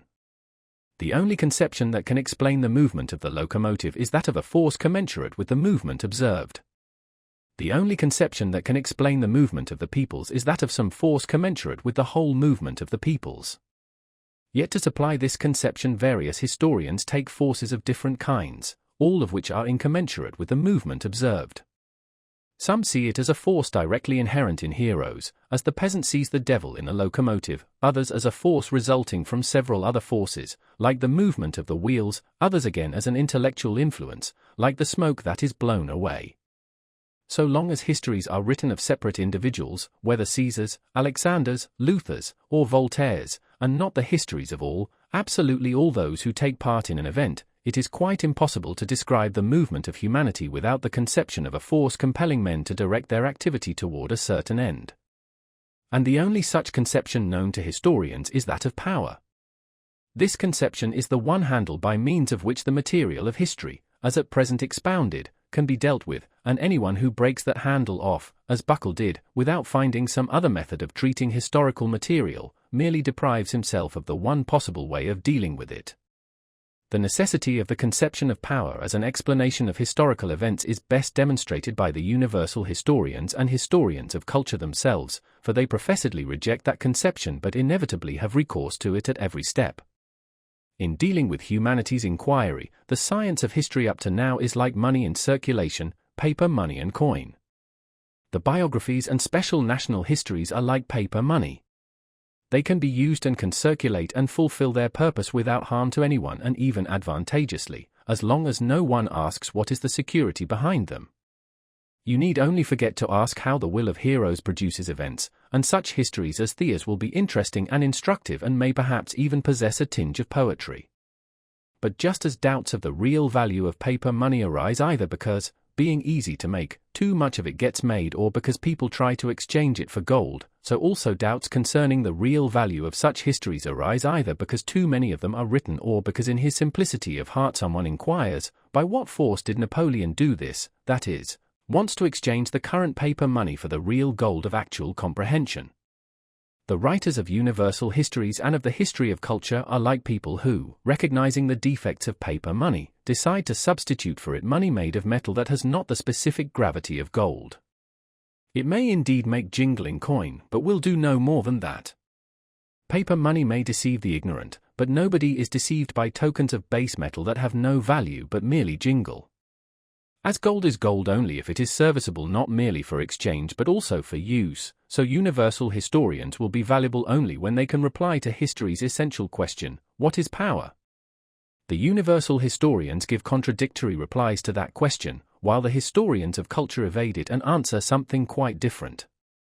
And as counters of imitation gold can be used only among a group of people who agree to accept them as gold, or among those who do not know the nature of gold, so universal historians and historians of culture, not answering humanity's essential question, serve as currency for some purposes of their own, only in universities and among the mass of readers who have a taste for what they call serious reading. Chapter 4. Having abandoned the conception of the ancients as to the divine subjection of the will of a nation to some chosen man and the subjection of that man's will to the deity, history cannot without contradictions take a single step till it has chosen one of two things, either a return to the former belief in the direct intervention of the deity in human affairs or a definite explanation of the meaning of the force producing historical events and termed power. A return to the first is impossible, the belief has been destroyed, and so it is essential to explain what is meant by power. Napoleon ordered an army to be raised and go to war. We are so accustomed to that idea and have become so used to it that the question, why did 600,000 men go to fight when Napoleon uttered certain words, seems to us senseless. He had the power and so what he ordered was done. This reply is quite satisfactory if we believe that the power was given him by God. But as soon as we do not admit that, it becomes essential to determine what is this power of one man over others. It cannot be the direct physical power of a strong man over a weak one, a domination based on the application or threat of physical force, like the power of Hercules, nor can it be based on the effect of moral force, as in their simplicity some historians think who say that the leading figures in history are heroes, that is, men gifted with a special strength of soul and mind called genius. This power cannot be based on the predominance of moral strength, for, not to mention heroes such as Napoleon about whose moral qualities opinions differ widely, history shows us that neither a Louis XI nor a Metternich, who ruled over millions of people, had any particular moral qualities, but on the contrary were generally morally weaker than any of the millions they ruled over. If the source of power lies neither in the physical nor in the moral qualities of him who possesses it, it must evidently be looked for elsewhere, in the relation to the people of the man who wields the power. And that is how power is understood by the science of jurisprudence, that exchange bank of history which offers to exchange history's understanding of power for true gold. Power is the collective will of the people transferred, by expressed or tacit consent, to their chosen rulers. In the domain of jurisprudence, which consists of discussions of how a state and power might be arranged were it possible for all that to be arranged, it is all very clear, but when applied to history that definition of power needs explanation. The science of jurisprudence regards the state and power as the ancients regarded fire, namely, as something existing absolutely. But for history, the state and power are merely phenomena, just as for modern physics fire is not an element but a phenomenon. From this fundamental difference between the view held by history and that held by jurisprudence, it follows that jurisprudence can tell minutely how in its opinion power should be constituted and what power, existing immutably outside time, is, but to history's questions about the meaning of the mutations of power in time it can answer nothing. If power be the collective will of the people transferred to their ruler, was Pugachev a representative of the will of the people? If not, then why was Napoleon the first? Why was Napoleon III a criminal when he was taken prisoner at Boulogne, and why, later on, were those criminals whom he arrested? Do palace revolutions, in which sometimes only 2 or 3 people take part, transfer the will of the people to a new ruler? In international relations, is the will of the people also transferred to their conqueror? Was the will of the Confederation of the Rhine transferred to Napoleon in 1806? Was the will of the Russian people transferred to Napoleon in 1809, when our army in alliance with the French went to fight the Austrians? To these questions 3 answers are possible.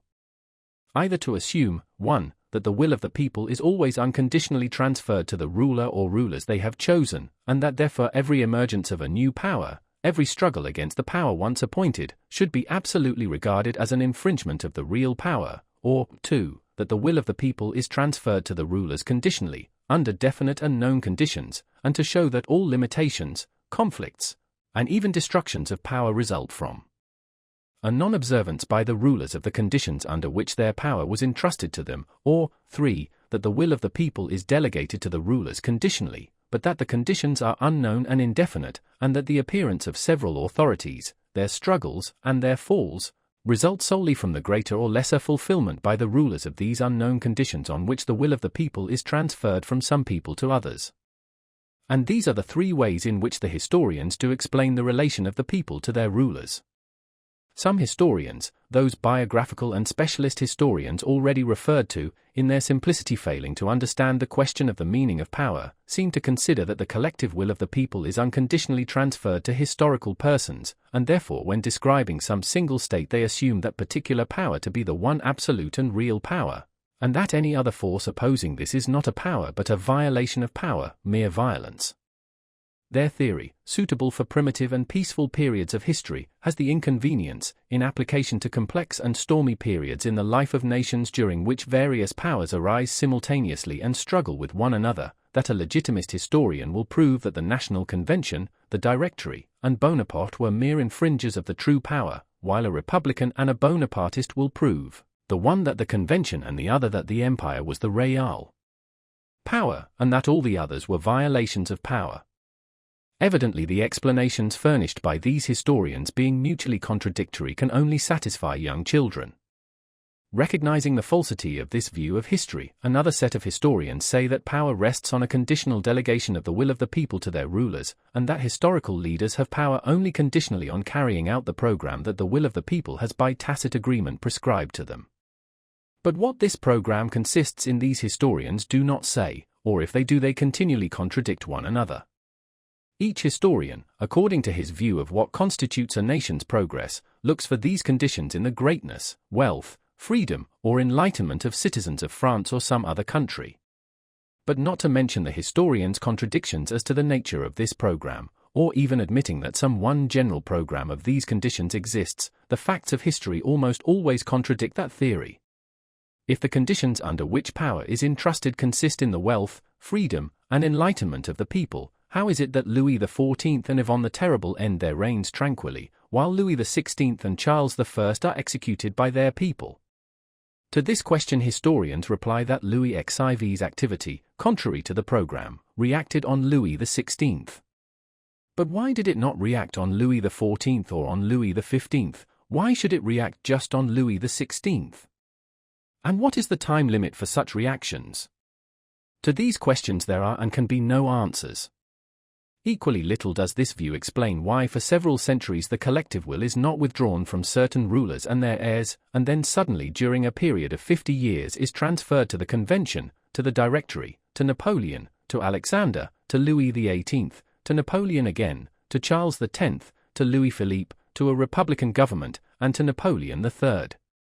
When explaining these rapid transfers of the people's will from one individual to another, especially in view of international relations, conquests, and alliances, the historians are obliged to admit that some of these transfers are not normal delegations of the people's will but are accidents dependent on cunning, on mistakes, on craft, or on the weakness of a diplomatist, a ruler, or a party leader.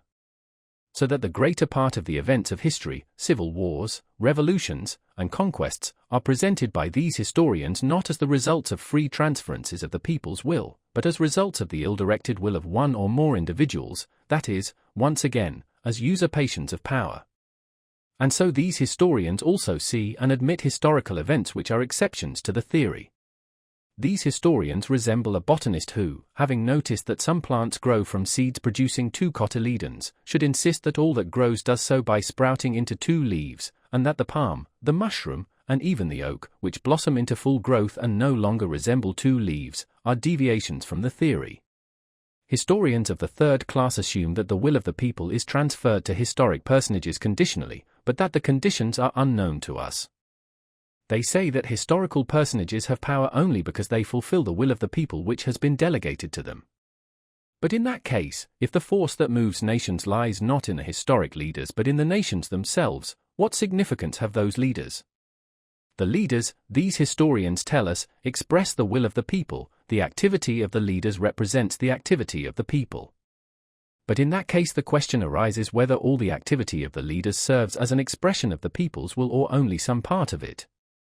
If the whole activity of the leaders serves as the expression of the people's will, as some historians suppose, then all the details of the court scandals contained in the biographies of a Napoleon or a Catherine serve to express the life of the nation, which is evident nonsense. But if it is only some particular side of the activity of an historical leader which serves to express the people's life, as other so-called philosophical historians believe, then to determine which side of the activity of a leader expresses the nation's life, we have first of all to know in what the nation's life consists.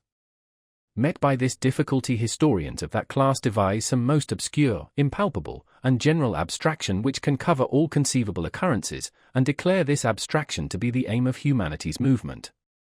The most usual generalizations adopted by almost all the historians are freedom, equality, enlightenment, progress, civilization, and culture.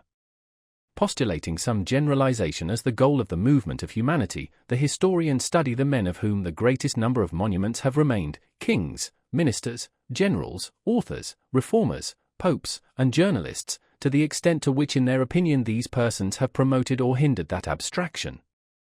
But as it is in no way proved that the aim of humanity does consist in freedom, equality, enlightenment, or civilization, and as the connection of the people with the rulers and enlighteners of humanity is only based on the arbitrary assumption that the collective will of the people is always transferred to the men whom we have noticed, it happens that the activity of the millions who migrate, burn houses, abandon agriculture, and destroy one another never is expressed in the account of the activity of some dozen people who did not burn houses, practice agriculture, or slay their fellow creatures. History proves this at every turn. Is the ferment of the peoples of the West at the end of the 18th century and their drive eastward explained by the activity of Louis XIV, XV, and XVI, their mistresses and ministers, and by the lives of Napoleon, Rousseau, Diderot, Beaumarchais, and others? Is the movement of the Russian people eastward to Kazan and Siberia expressed by details of the morbid character of Ivan the Terrible and by his correspondence with Kurbsky? Is the movement of the peoples at the time of the Crusades explained by the life and activity of the Godfreys and the Louis and their ladies? For us that movement of the peoples from west to east, without leaders, with a crowd of vagrants, and with Peter the Hermit, remains incomprehensible. And yet more incomprehensible is the cessation of that movement when a rational and sacred aim for the crusade, the deliverance of Jerusalem, had been clearly defined by historic leaders. Popes, kings, and knights incited the peoples to free the Holy Land, but the people did not go, for the unknown cause which had previously impelled them to go no longer existed. The history of the Godfreys and the Minnesingers can evidently not cover the life of the peoples. And the history of the Godfreys and the Minnesingers has remained the history of Godfreys and Minnesingers, but the history of the life of the peoples and their impulses has remained unknown. Still less does the history of authors and reformers explain to us the life of the peoples. The history of culture explains to us the impulses and conditions of life and thought of a writer or a reformer. We learn that Luther had a hot temper and said such and such things, we learn that Rousseau was suspicious and wrote such and such books, but we do not learn why after the Reformation the peoples massacred one another, nor why during the French Revolution they guillotined one another. If we unite both these kinds of history, as is done by the newest historians, we shall have the history of monarchs and writers, but not the history of the life of the peoples. Chapter 5. The life of the nations is not contained in the lives of a few men, for the connection between those men and the nations has not been found. The theory that this connection is based on the transference of the collective will of a people to certain historical personages is an hypothesis unconfirmed by the experience of history. The theory of the transference of the collective will of the people to historic persons may perhaps explain much in the domain of jurisprudence and be essential for its purposes, but in its application to history, as soon as revolutions, conquests, or civil wars occur, that is, as soon as history begins, that theory explains nothing. The theory seems irrefutable just because the act of transference of the people's will cannot be verified, for it never occurred. Whatever happens and whoever may stand at the head of affairs, the theory can always say that such and such a person took the lead because the collective will was transferred to him. The replies this theory gives to historical questions are like the replies of a man who, watching the movements of a herd of cattle and paying no attention to the varying quality of the pasturage in different parts of the field, or to the driving of the herdsman, should attribute the direction the herd takes to what animal happens to be at its head. The herd goes in that direction because the animal in front leads it and the collective will of all the other animals is vested in that leader. This is what historians of the first class say, those who assume the unconditional transference of the people's will. If the animals leading the herd change, this happens because the collective will of all the animals is transferred from one leader to another, according to whether the animal is or is not leading them in the direction selected by the whole herd. Such is the reply historians who assume that the collective will of the people is delegated to rulers under conditions which they regard as known.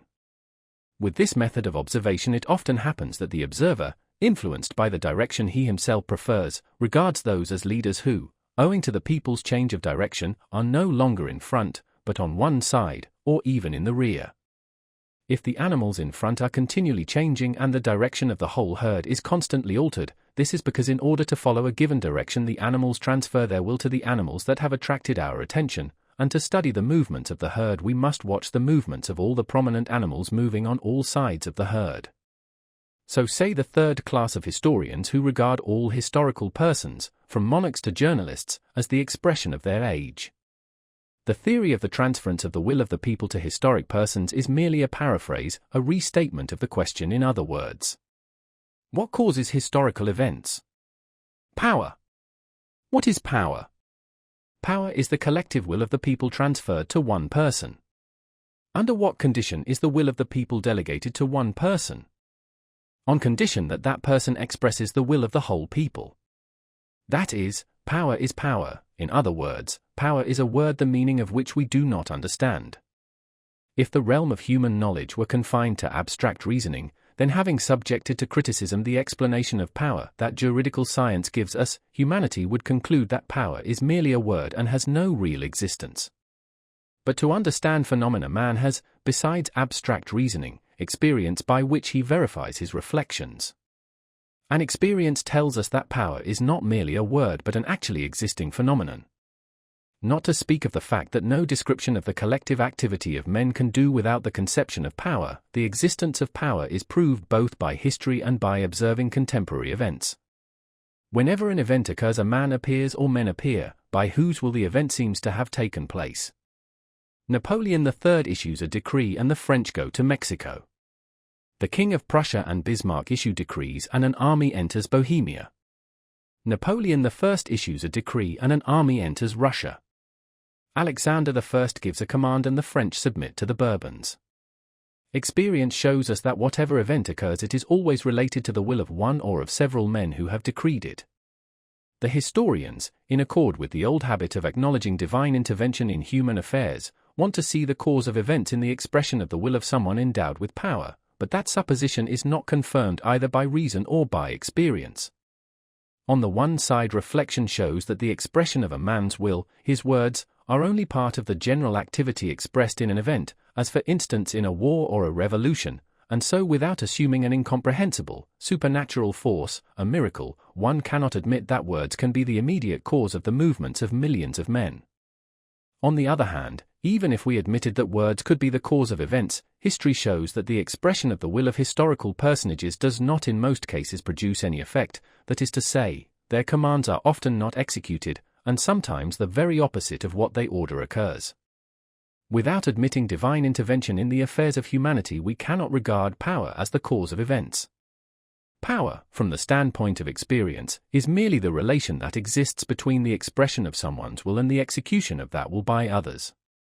To explain the conditions of that relationship, we must first establish a conception of the expression of will, referring it to man and not to the deity.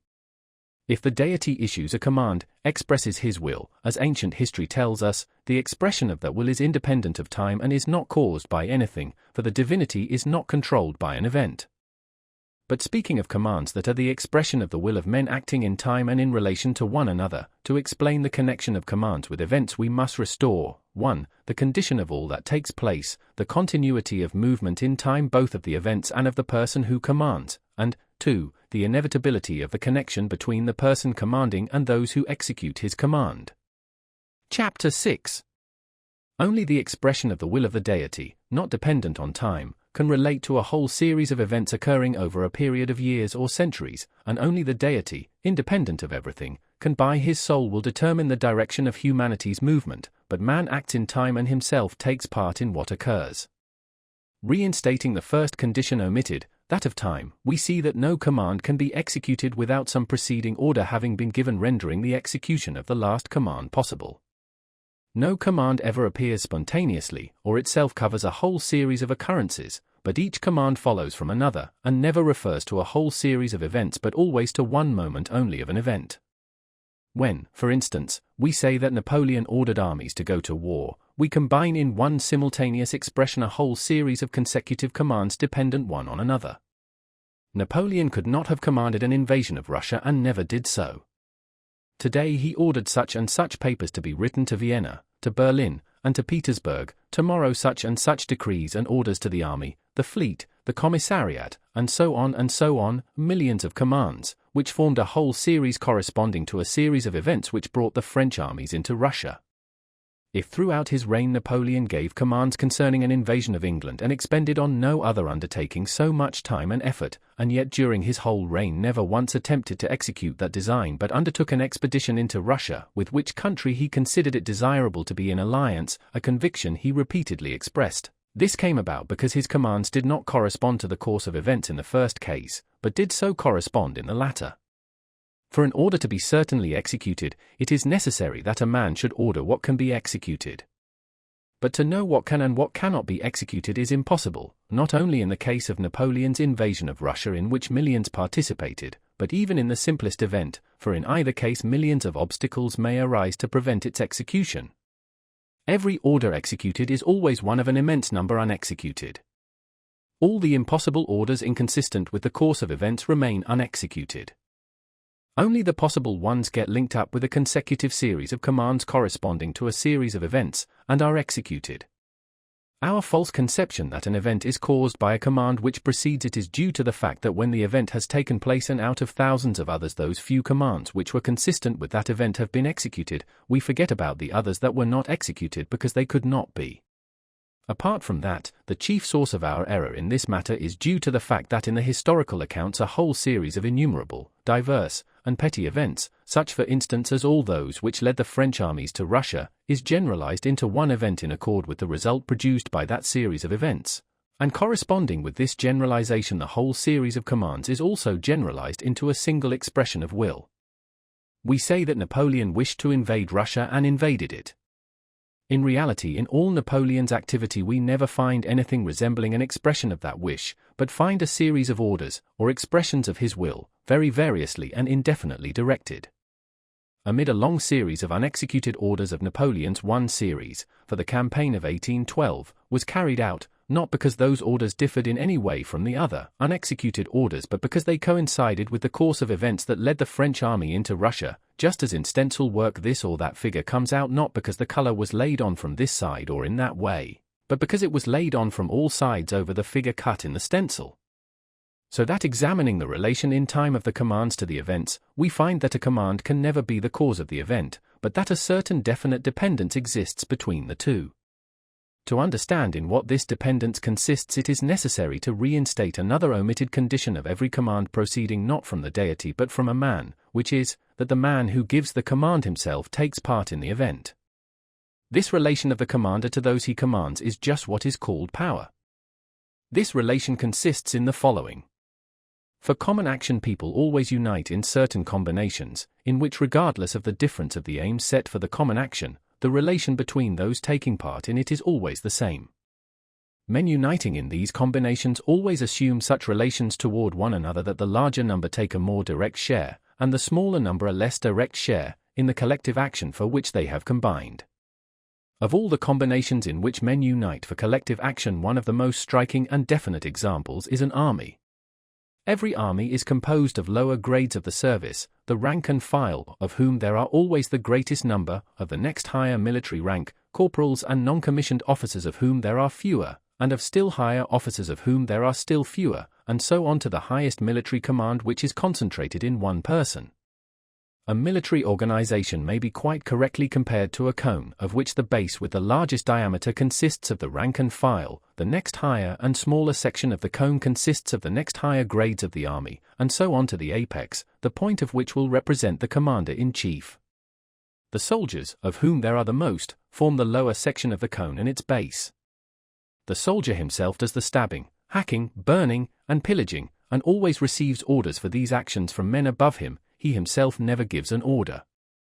The non-commissioned officers, of whom there are fewer, perform the action itself less frequently than the soldiers, but they already give commands.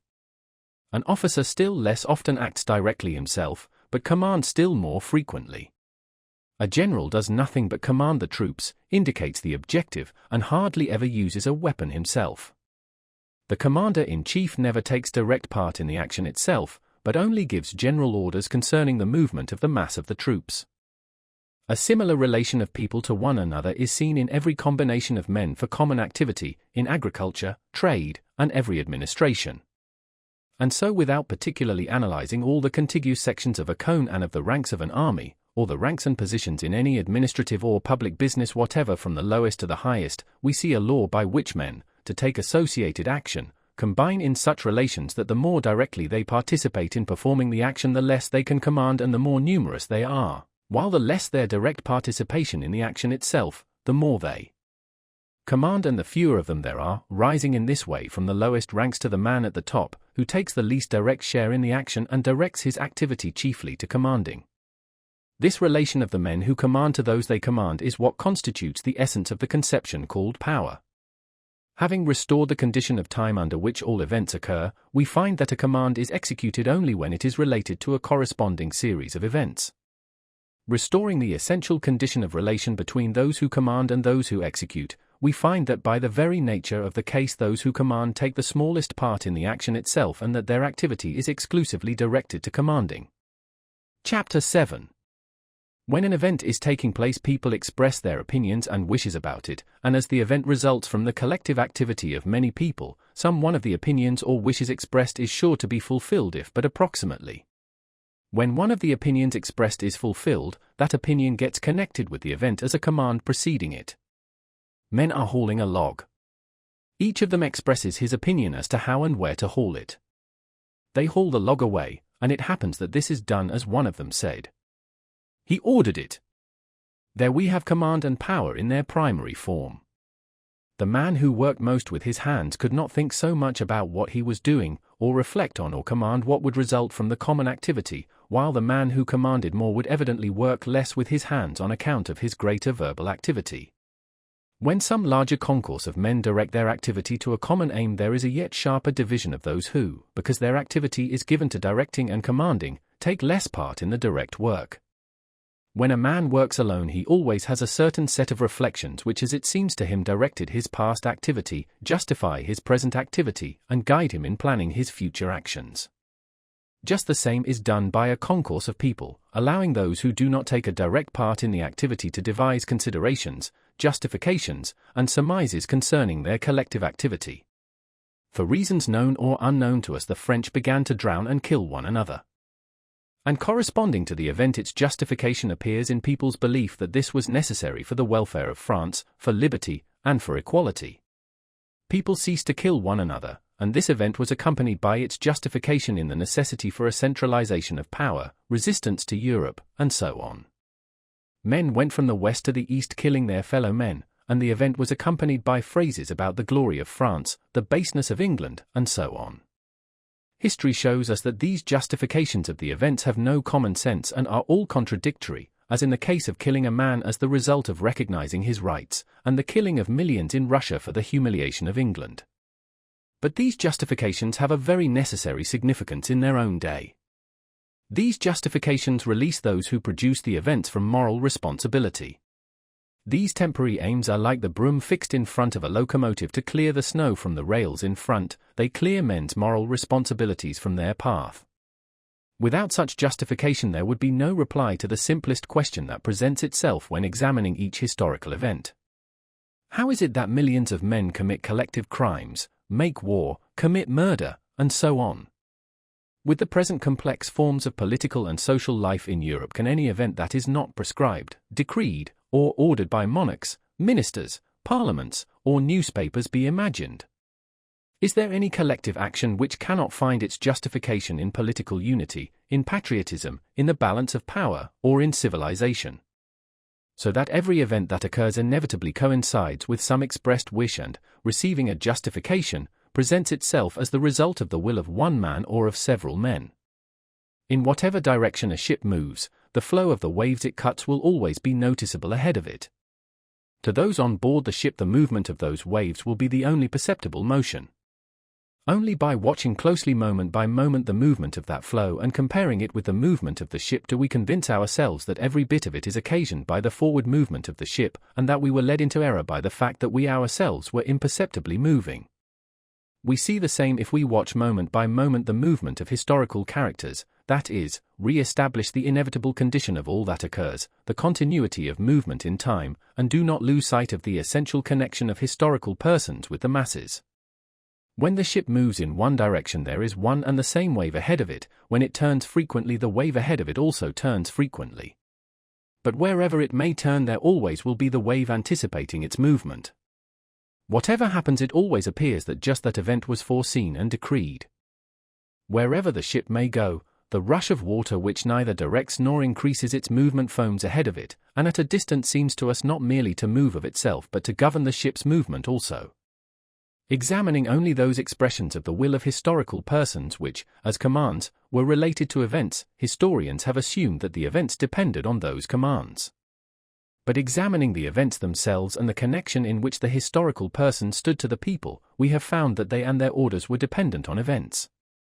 The incontestable proof of this deduction is that, however many commands were issued, the event does not take place unless there are other causes for it, but as soon as an event occurs, be it what it may, then out of all the continually expressed wishes of different people some will always be found which by their meaning and their time of utterance are related as commands to the events. Arriving at this conclusion, we can reply directly and positively to these two essential questions of history. 1. What is power? 2. What force produces the movement of the nations? 1. Power is the relation of a given person to other individuals, in which the more this person expresses opinions, predictions, and justifications of the collective action that is performed, the less is his participation in that action. 2. The movement of nations is caused not by power, nor by intellectual activity, nor even by a combination of the two as historians have supposed, but by the activity of all the people who participate in the events, and who always combine in such a way that those taking the largest direct share in the event take on themselves the least responsibility and vice versa. Morally, the wielder of power appears to cause the event, physically it is those who submit to the power. But as the moral activity is inconceivable without the physical, the cause of the event is neither in the one nor in the other but in the union of the two. Or in other words, the conception of a cause is inapplicable to the phenomena we are examining. In the last analysis we reach the circle of infinity, that final limit to which in every domain of thought man's reason arrives if it is not playing with the subject. Electricity produces heat, heat produces electricity. Atoms attract each other and atoms repel one another. Speaking of the interaction of heat and electricity and of atoms, we cannot say why this occurs, and we say that it is so because it is inconceivable otherwise, because it must be so and that it is a law. The same applies to historical events. Why war and revolution occur we do not know. We only know that to produce the one or the other action, people combine in a certain formation in which they all take part, and we say that this is so because it is unthinkable otherwise, or in other words that it is a law. Chapter 8. If history dealt only with external phenomena, the establishment of this simple and obvious law would suffice and we should have finished our argument. But the law of history relates to man. A particle of matter cannot tell us that it does not feel the law of attraction or repulsion and that that law is untrue, but man, who is the subject of history, says plainly, I am free and am therefore not subject to the law. The presence of the problem of man's free will, though unexpressed, is felt at every step of history. All seriously thinking historians have involuntarily encountered this question. All the contradictions and obscurities of history and the false path historical science has followed are due solely to the lack of a solution of that question. If the will of every man were free, that is, if each man could act as he pleased, all history would be a series of disconnected incidents. If in 1,000 years even one man in 1,000,000 could act freely, that is, as he chose, it is evident that one single free act of that man's in violation of the laws governing human action would destroy the possibility of the existence of any laws for the whole of humanity. If there be a single law governing the actions of men, free will cannot exist, for then man's will is subject to that law.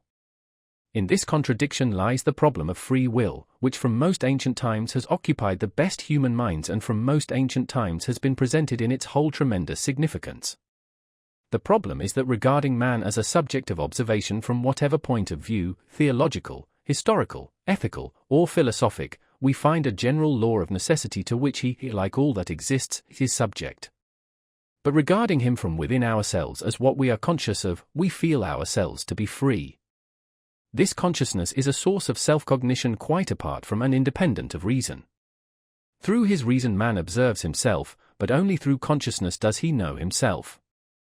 Apart from consciousness of self, no observation or application of reason is conceivable. To understand, observe, and draw conclusions, man must first of all be conscious of himself as living. A man is only conscious of himself as a living being by the fact that he wills, that is conscious of his volition. But his will, which forms the essence of his life, man recognizes, and can but recognize, as free. If, observing himself, man sees that his will is always directed by one and the same law, whether he observes the necessity of taking food, using his brain, or anything else, he cannot recognize this never-varying direction of his will otherwise than as a limitation of it. Were it not free, it could not be limited.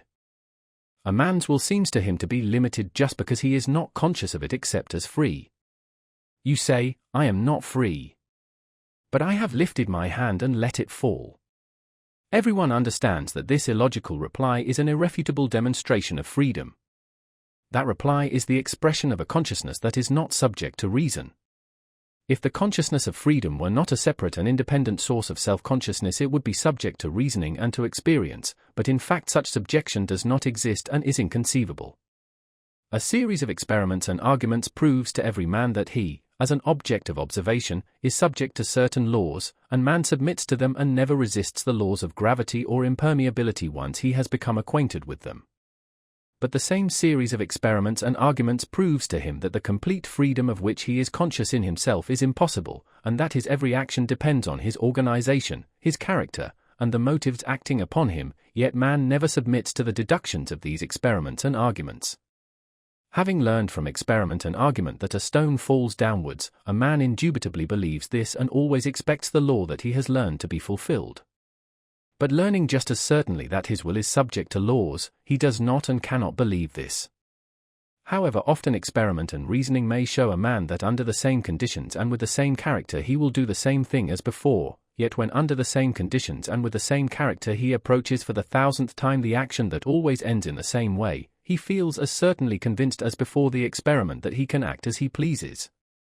Every man, savage or sage, however incontestably reason and experiment may prove to him that it is impossible to imagine two different courses of action in precisely the same conditions, feels that without this irrational conception, which constitutes the essence of freedom, he cannot imagine life.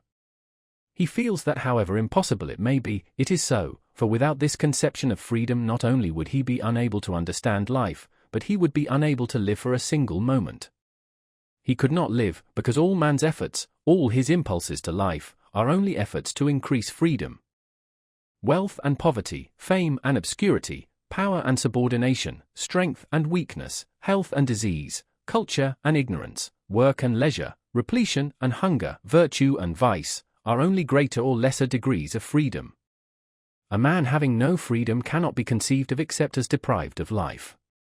If the conception of freedom appears to reason to be a senseless contradiction like the possibility of performing two actions at one and the same instant of time, or of an effect without a cause, that only proves that consciousness is not subject to reason. This unshakable, irrefutable consciousness of freedom, uncontrolled by experiment or argument, recognized by all thinkers and felt by everyone without exception, this consciousness without which no conception of man is possible constitutes the other side of the question. Man is the creation of an all-powerful, all-good, and all-seeing God. What is sin, the conception of which arises from the consciousness of man's freedom? That is a question for theology. The actions of men are subject to general immutable laws expressed in statistics. What is man's responsibility to society, the conception of which results from the conception of freedom? That is a question for jurisprudence. Man's actions proceed from his innate character and the motives acting upon him. What is conscience and the perception of right and wrong in actions that follows from the consciousness of freedom? That is a question for ethics. Man in connection with the general life of humanity appears subject to laws which determine that life. But the same man apart from that connection appears to be free. How should the past life of nations and of humanity be regarded, as the result of the free, or as the result of the constrained, activity of man? That is a question for history.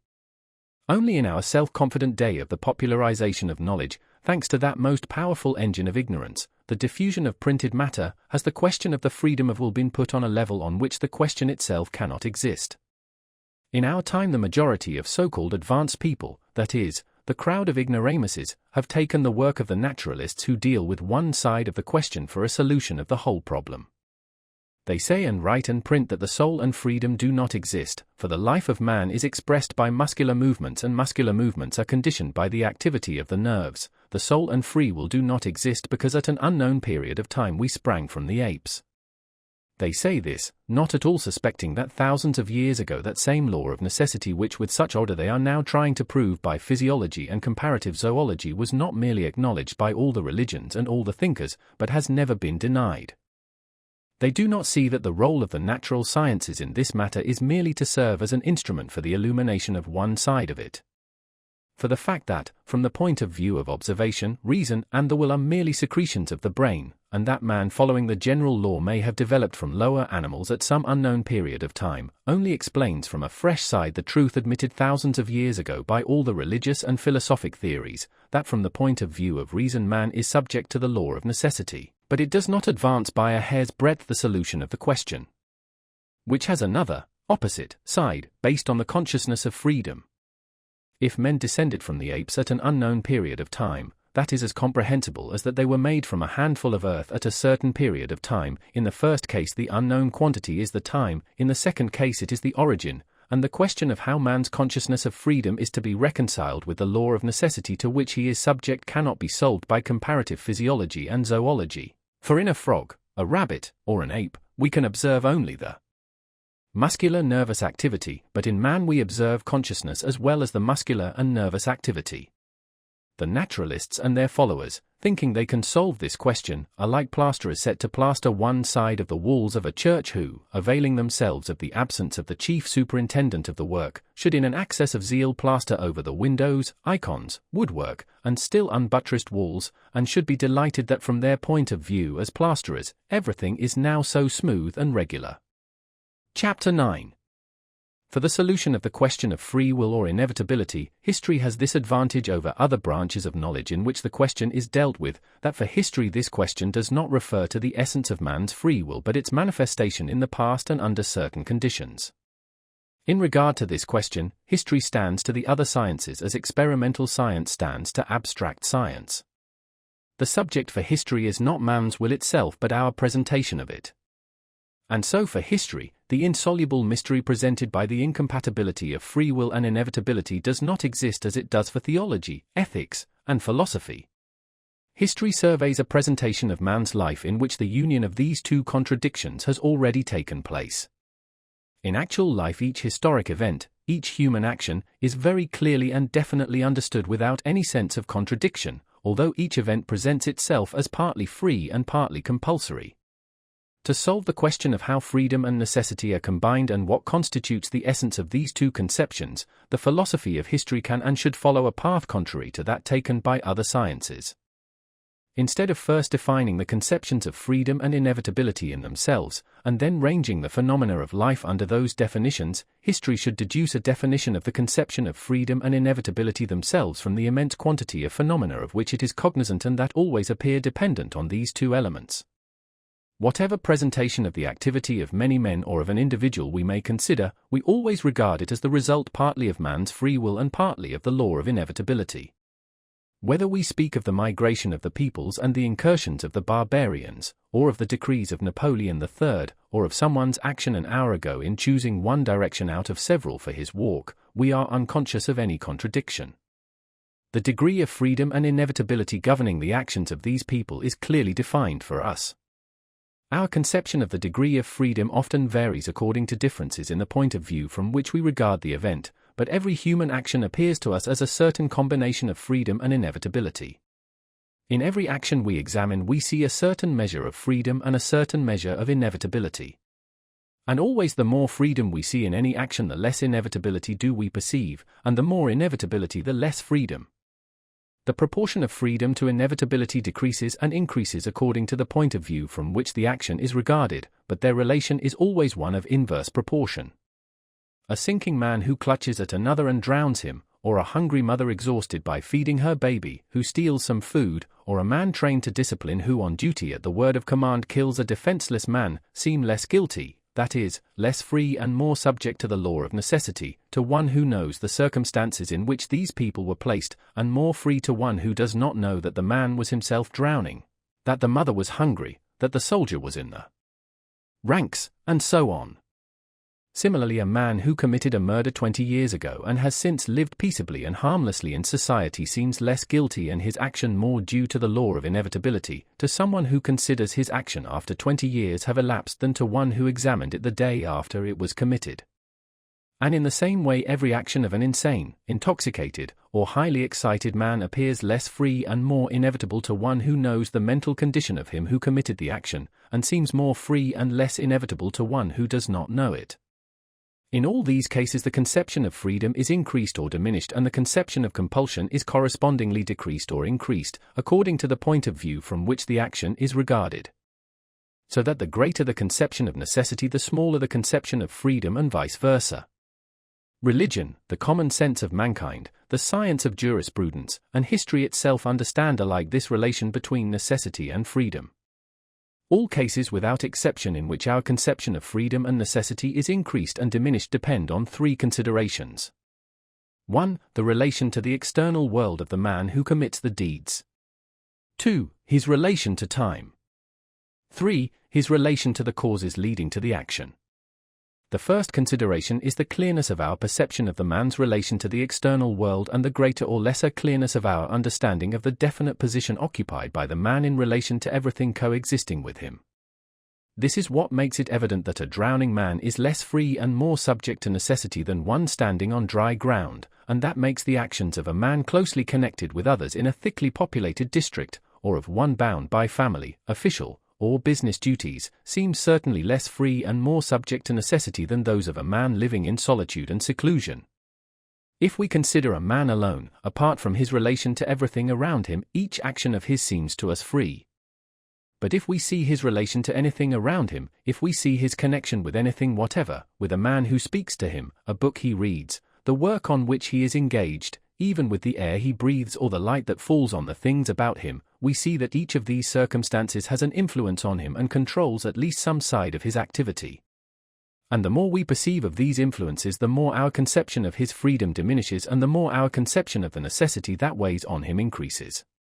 The second consideration is the more or less evident time relation of the man to the world and the clearness of our perception of the place the man's action occupies in time. That is the ground which makes the fall of the first man, resulting in the production of the human race, appear evidently less free than a man's entry into marriage today. It is the reason why the life and activity of people who lived centuries ago and are connected with me in time cannot seem to me as free as the life of a contemporary, the consequences of which are still unknown to me. The degree of our conception of freedom or inevitability depends in this respect on the greater or lesser lapse of time between the performance of the action and our judgment of it.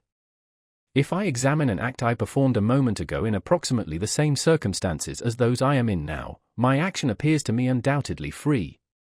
But if I examine an act performed a month ago, then being in different circumstances, I cannot help recognizing that if that act had not been committed, much that resulted from it, good, agreeable, and even essential, would not have taken place. If I reflect on an action still more remote, 10 years ago or more, then the consequences of my action are still plainer to me and I find it hard to imagine what would have happened had that action not been performed. The farther I go back in memory, or what is the same thing, the farther I go forward in my judgment, the more doubtful becomes my belief in the freedom of my action. In history we find a very similar progress of conviction concerning the part played by free will in the general affairs of humanity. A contemporary event seems to us to be indubitably the doing of all the known participants, but with a more remote event we already see its inevitable results which prevent our considering anything else possible. And the farther we go back in examining events, the less arbitrary do they appear. The Austro-Prussian War appears to us undoubtedly the result of the crafty conduct of Bismarck, and so on. The Napoleonic Wars still seem to us, though already questionably, to be the outcome of their heroes' will. But in the Crusades we already see an event occupying its definite place in history and without which we cannot imagine the modern history of Europe, though to the chroniclers of the Crusades that event appeared as merely due to the will of certain people. In regard to the migration of the peoples, it does not enter anyone's head today to suppose that the renovation of the European world depended on Attila's caprice. The farther back in history the object of our observation lies, the more doubtful does the free will of those concerned in the event become and the more manifest the law of inevitability. The third consideration is the degree to which we apprehend that endless chain of causation inevitably demanded by reason, in which each phenomenon comprehended, and therefore man's every action, must have its definite place as a result of what has gone before and as a cause of what will follow. The better we are acquainted with the physiological, psychological, and historical laws deduced by observation and by which man is controlled, and the more correctly we perceive the physiological, psychological, and historical causes of the action, and the simpler the action we are observing and the less complex the character and mind of the man in question, the more subject to inevitability and the less free do our actions and those of others appear. When we do not at all understand the cause of an action, whether a crime, a good action, or even one that is simply non-moral, we ascribe a greater amount of freedom to it. In the case of a crime we most urgently demand the punishment for such an act, in the case of a virtuous act we rate its merit most highly. In an indifferent case we recognize in it more individuality, originality, and independence. But if even one of the innumerable causes of the act is known to us, we recognize a certain element of necessity and are less insistent on punishment for the crime, or the acknowledgement of the merit of the virtuous act, or the freedom of the apparently original action. That a criminal was reared among malefactors mitigates his fault in our eyes. The self-sacrifice of a father or mother, or self-sacrifice with the possibility of a reward, is more comprehensible than gratuitous self-sacrifice, and therefore seems less deserving of sympathy and less the result of free will. The founder of a sect or party, or an inventor, impresses us less when we know how or by what the way was prepared for his activity. If we have a large range of examples, if our observation is constantly directed to seeking the correlation of cause and effect in people's actions, their actions appear to us more under compulsion and less free the more correctly we connect the effects with the causes. If we examine simple actions and had a vast number of such actions under observation, our conception of their inevitability would be still greater. The dishonest conduct of the son of a dishonest father, the misconduct of a woman who had fallen into bad company, a drunkard's relapse into drunkenness, and so on are actions that seem to us less free the better we understand their cause. If the man whose actions we are considering is on a very low stage of mental development, like a child, a madman, or a simpleton, then, knowing the causes of the act and the simplicity of the character and intelligence in question, we see so large an element of necessity and so little free will that as soon as we know the cause prompting the action we can foretell the result. On these three considerations alone is based the conception of irresponsibility for crimes and the extenuating circumstances admitted by all legislative codes. The responsibility appears greater or less according to our greater or lesser knowledge of the circumstances in which the man was placed whose action is being judged, and according to the greater or lesser interval of time between the commission of the action and its investigation, and according to the greater or lesser understanding of the causes that led to the action. Chapter 10. Thus our conception of free will and inevitability gradually diminishes or increases according to the greater or lesser connection with the external world, the greater or lesser remoteness of time, and the greater or lesser dependence on the causes in relation to which we contemplate a man's life. So that if we examine the case of a man whose connection with the external world is well known, where the time between the action and its examination is great, and where the causes of the action are most accessible, we get the conception of a maximum of inevitability and a minimum of free will. If we examine a man little dependent on external conditions, whose action was performed very recently, and the causes of whose action are beyond our ken, we get the conception of a minimum of inevitability and a maximum of freedom. In neither case, however we may change our point of view, however plain we may make to ourselves the connection between the man and the external world, however inaccessible it may be to us, however long or short the period of time, however intelligible or incomprehensible the causes of the action may be, can we ever conceive either complete freedom or complete necessity. 1. To whatever degree we may imagine a man to be exempt from the influence of the external world, we never get a conception of freedom in space. Every human action is inevitably conditioned by what surrounds him and by his own body. I lift my arm and let it fall. My action seems to me free, but asking myself whether I could raise my arm in every direction, I see that I raised it in the direction in which there was least obstruction to that action either from things around me or from the construction of my own body. I chose one out of all the possible directions because in it there were fewest obstacles. For my action to be free it was necessary that it should encounter no obstacles. To conceive of a man being free we must imagine him outside space, which is evidently impossible. 2. However much we approximate the time of judgment to the time of the deed, we never get a conception of freedom in time. For if I examine an action committed a second ago I must still recognize it as not being free, for it is irrevocably linked to the moment at which it was committed. Can I lift my arm? I lift it, but ask myself, could I have abstained from lifting my arm at the moment that has already passed? To convince myself of this, I do not lift it the next moment. But I am not now abstaining from doing so at the first moment when I asked the question. Time has gone by which I could not detain. The arm I then lifted is no longer the same as the arm I now refrain from lifting, nor is the air in which I lifted it the same that now surrounds me. The moment in which the first movement was made is irrevocable, and at that moment I could make only one movement, and whatever movement I made would be the only one. That I did not lift my arm a moment later does not prove that I could have abstained from lifting it then.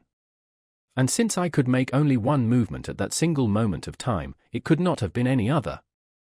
To imagine it as free, it is necessary to imagine it in the present, on the boundary between the past and the future, that is, outside time, which is impossible.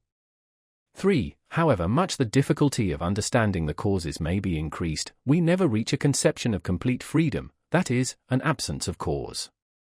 However inaccessible to us may be the cause of the expression of will in any action, our own or another's, the first demand of reason is the assumption of and search for a cause, for without a cause no phenomenon is conceivable.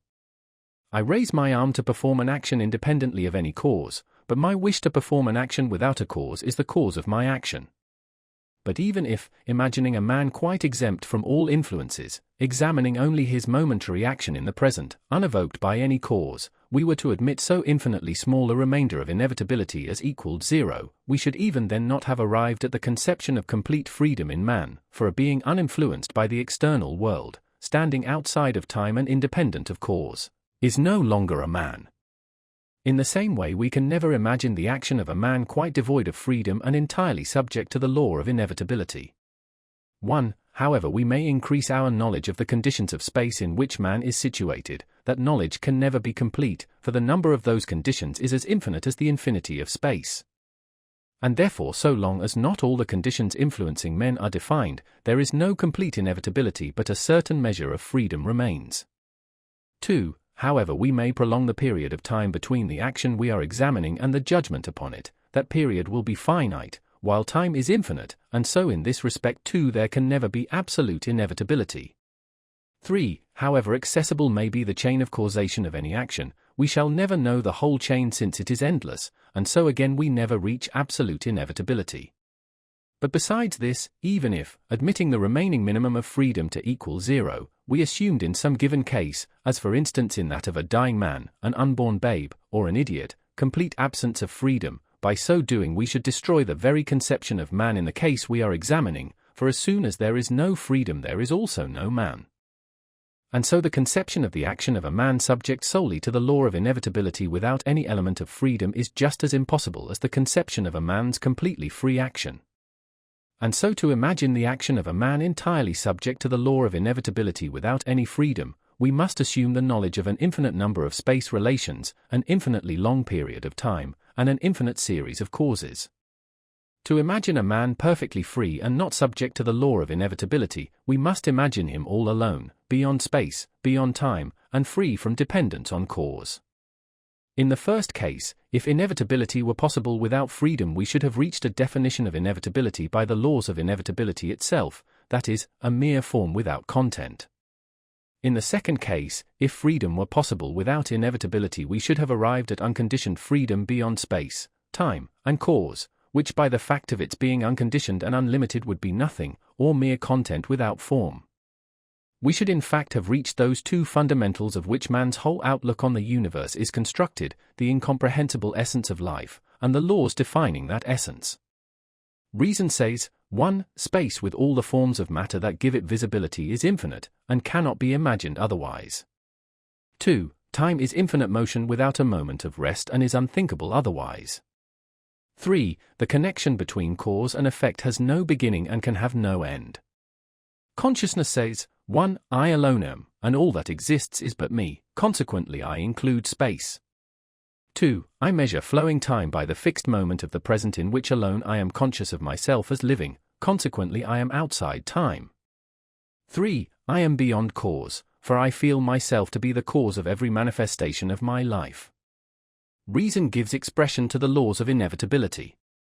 Consciousness gives expression to the essence of freedom. Freedom not limited by anything is the essence of life, in man's consciousness. Inevitability without content is man's reason in its three forms. Freedom is the thing examined. Inevitability is what examines. Freedom is the content. Inevitability is the form.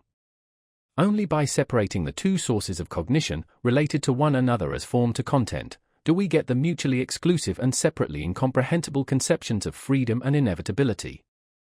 Only by uniting them do we get a clear conception of man's life. Apart from these two concepts which in their union mutually define one another as form and content, no conception of life is possible. All that we know of the life of man is merely a certain relation of free will to inevitability, that is, of consciousness to the laws of reason. All that we know of the external world of nature is only a certain relation of the forces of nature to inevitability, or of the essence of life to the laws of reason. The great natural forces lie outside us and we are not conscious of them. We call those forces gravitation, inertia, electricity, animal force, and so on, but we are conscious of the force of life in man and we call that freedom.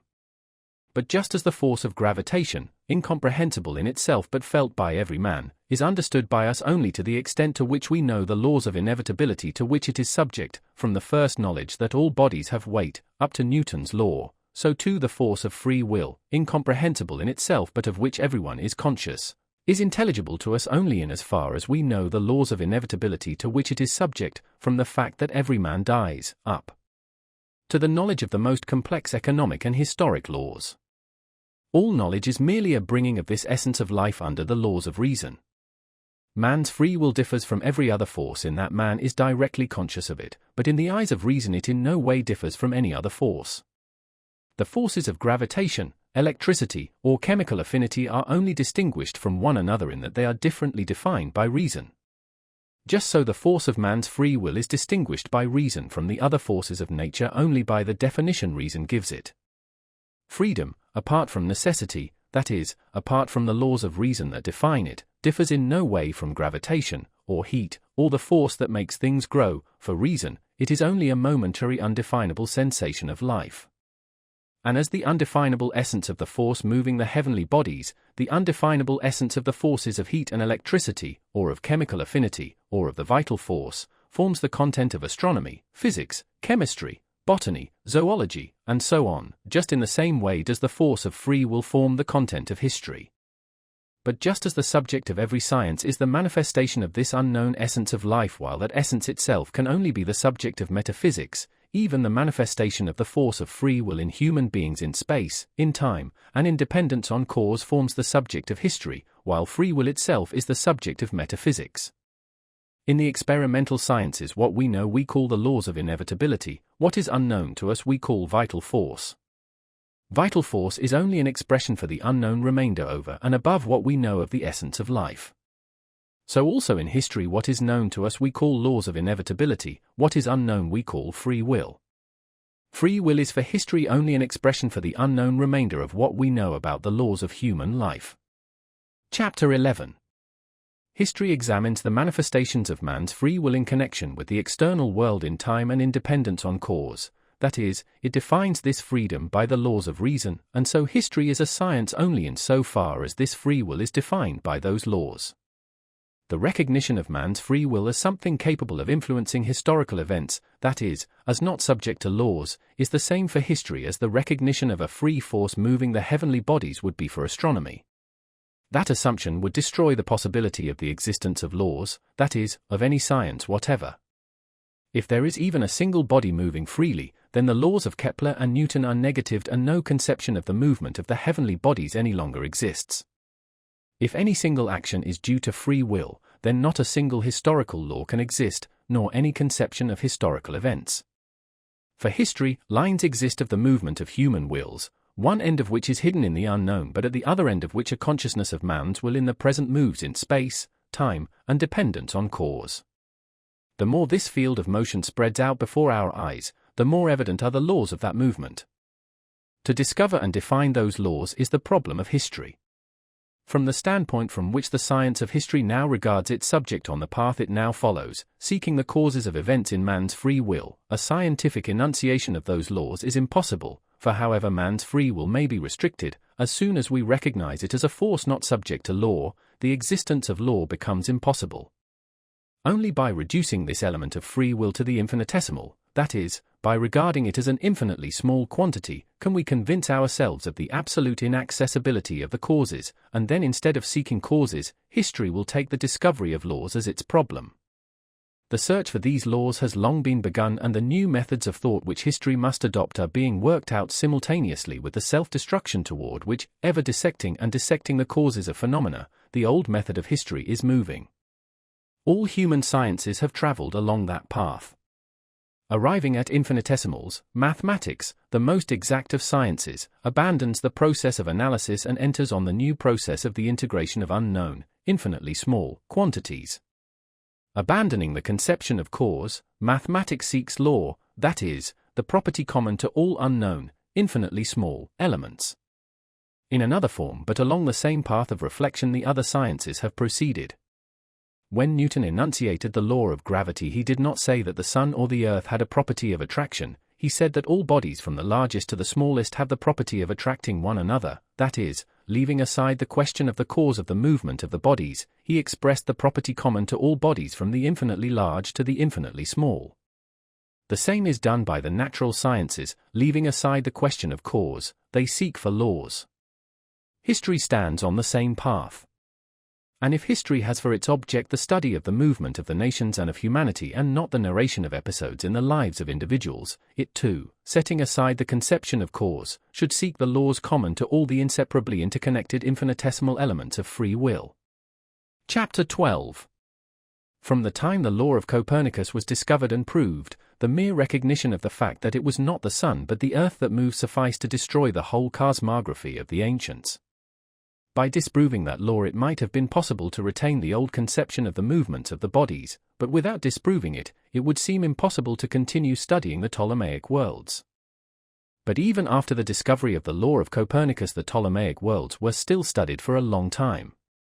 From the time the first person said and proved that the number of births or of crimes is subject to mathematical laws, and that this or that mode of government is determined by certain geographical and economic conditions, and that certain relations of population to soil produce migrations of peoples, the foundations on which history had been built were destroyed in their essence. By refuting these new laws the former view of history might have been retained, but without refuting them it would seem impossible to continue studying historic events as the results of man's free will. For if a certain mode of government was established or certain migrations of peoples took place in consequence of such and such geographic, ethnographic, or economic conditions, then the free will of those individuals who appear to us to have established that mode of government or occasioned the migrations can no longer be regarded as the cause. And yet the former history continues to be studied side by side with the laws of statistics, geography, political economy, comparative philology, and geology, which directly contradict its assumptions. The struggle between the old views and the new was long and stubbornly fought out in physical philosophy. Theology stood on guard for the old views and accused the new of violating revelation. But when truth conquered, theology established itself just as firmly on the new foundation. Just as prolonged and stubborn is the struggle now proceeding between the old and the new conception of history, and theology in the same way stands on guard for the old view, and accuses the new view of subverting revelation. In the one case as in the other, on both sides the struggle provokes passion and stifles truth.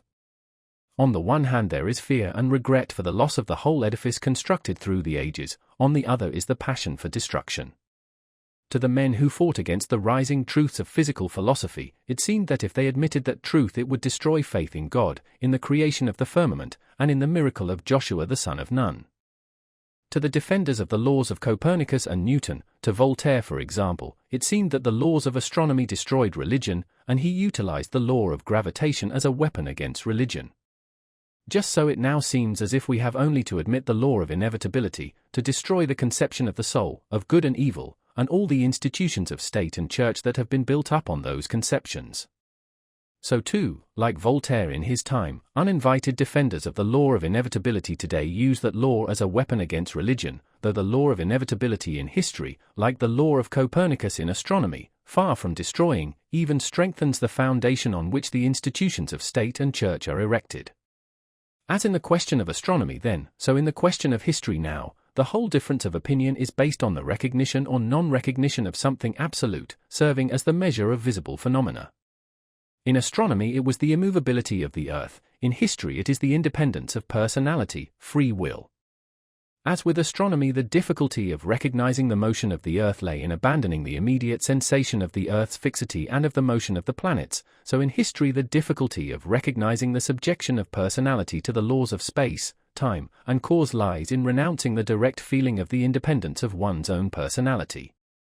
But as in astronomy the new view said, it is true that we do not feel the movement of the Earth, but by admitting its immobility we arrive at absurdity, while by admitting its motion, which we do not feel, we arrive at laws. So also in history the new view says, it is true that we are not conscious of our dependence, but by admitting our free will we arrive at absurdity, while by admitting our dependence on the external world, on time, and on cause, we arrive at laws. In the first case it was necessary to renounce the consciousness of an unreal immobility in space and to recognize a motion we did not feel. In the present case it is similarly necessary to renounce a freedom that does not exist, and to recognize a dependence of which we are not conscious.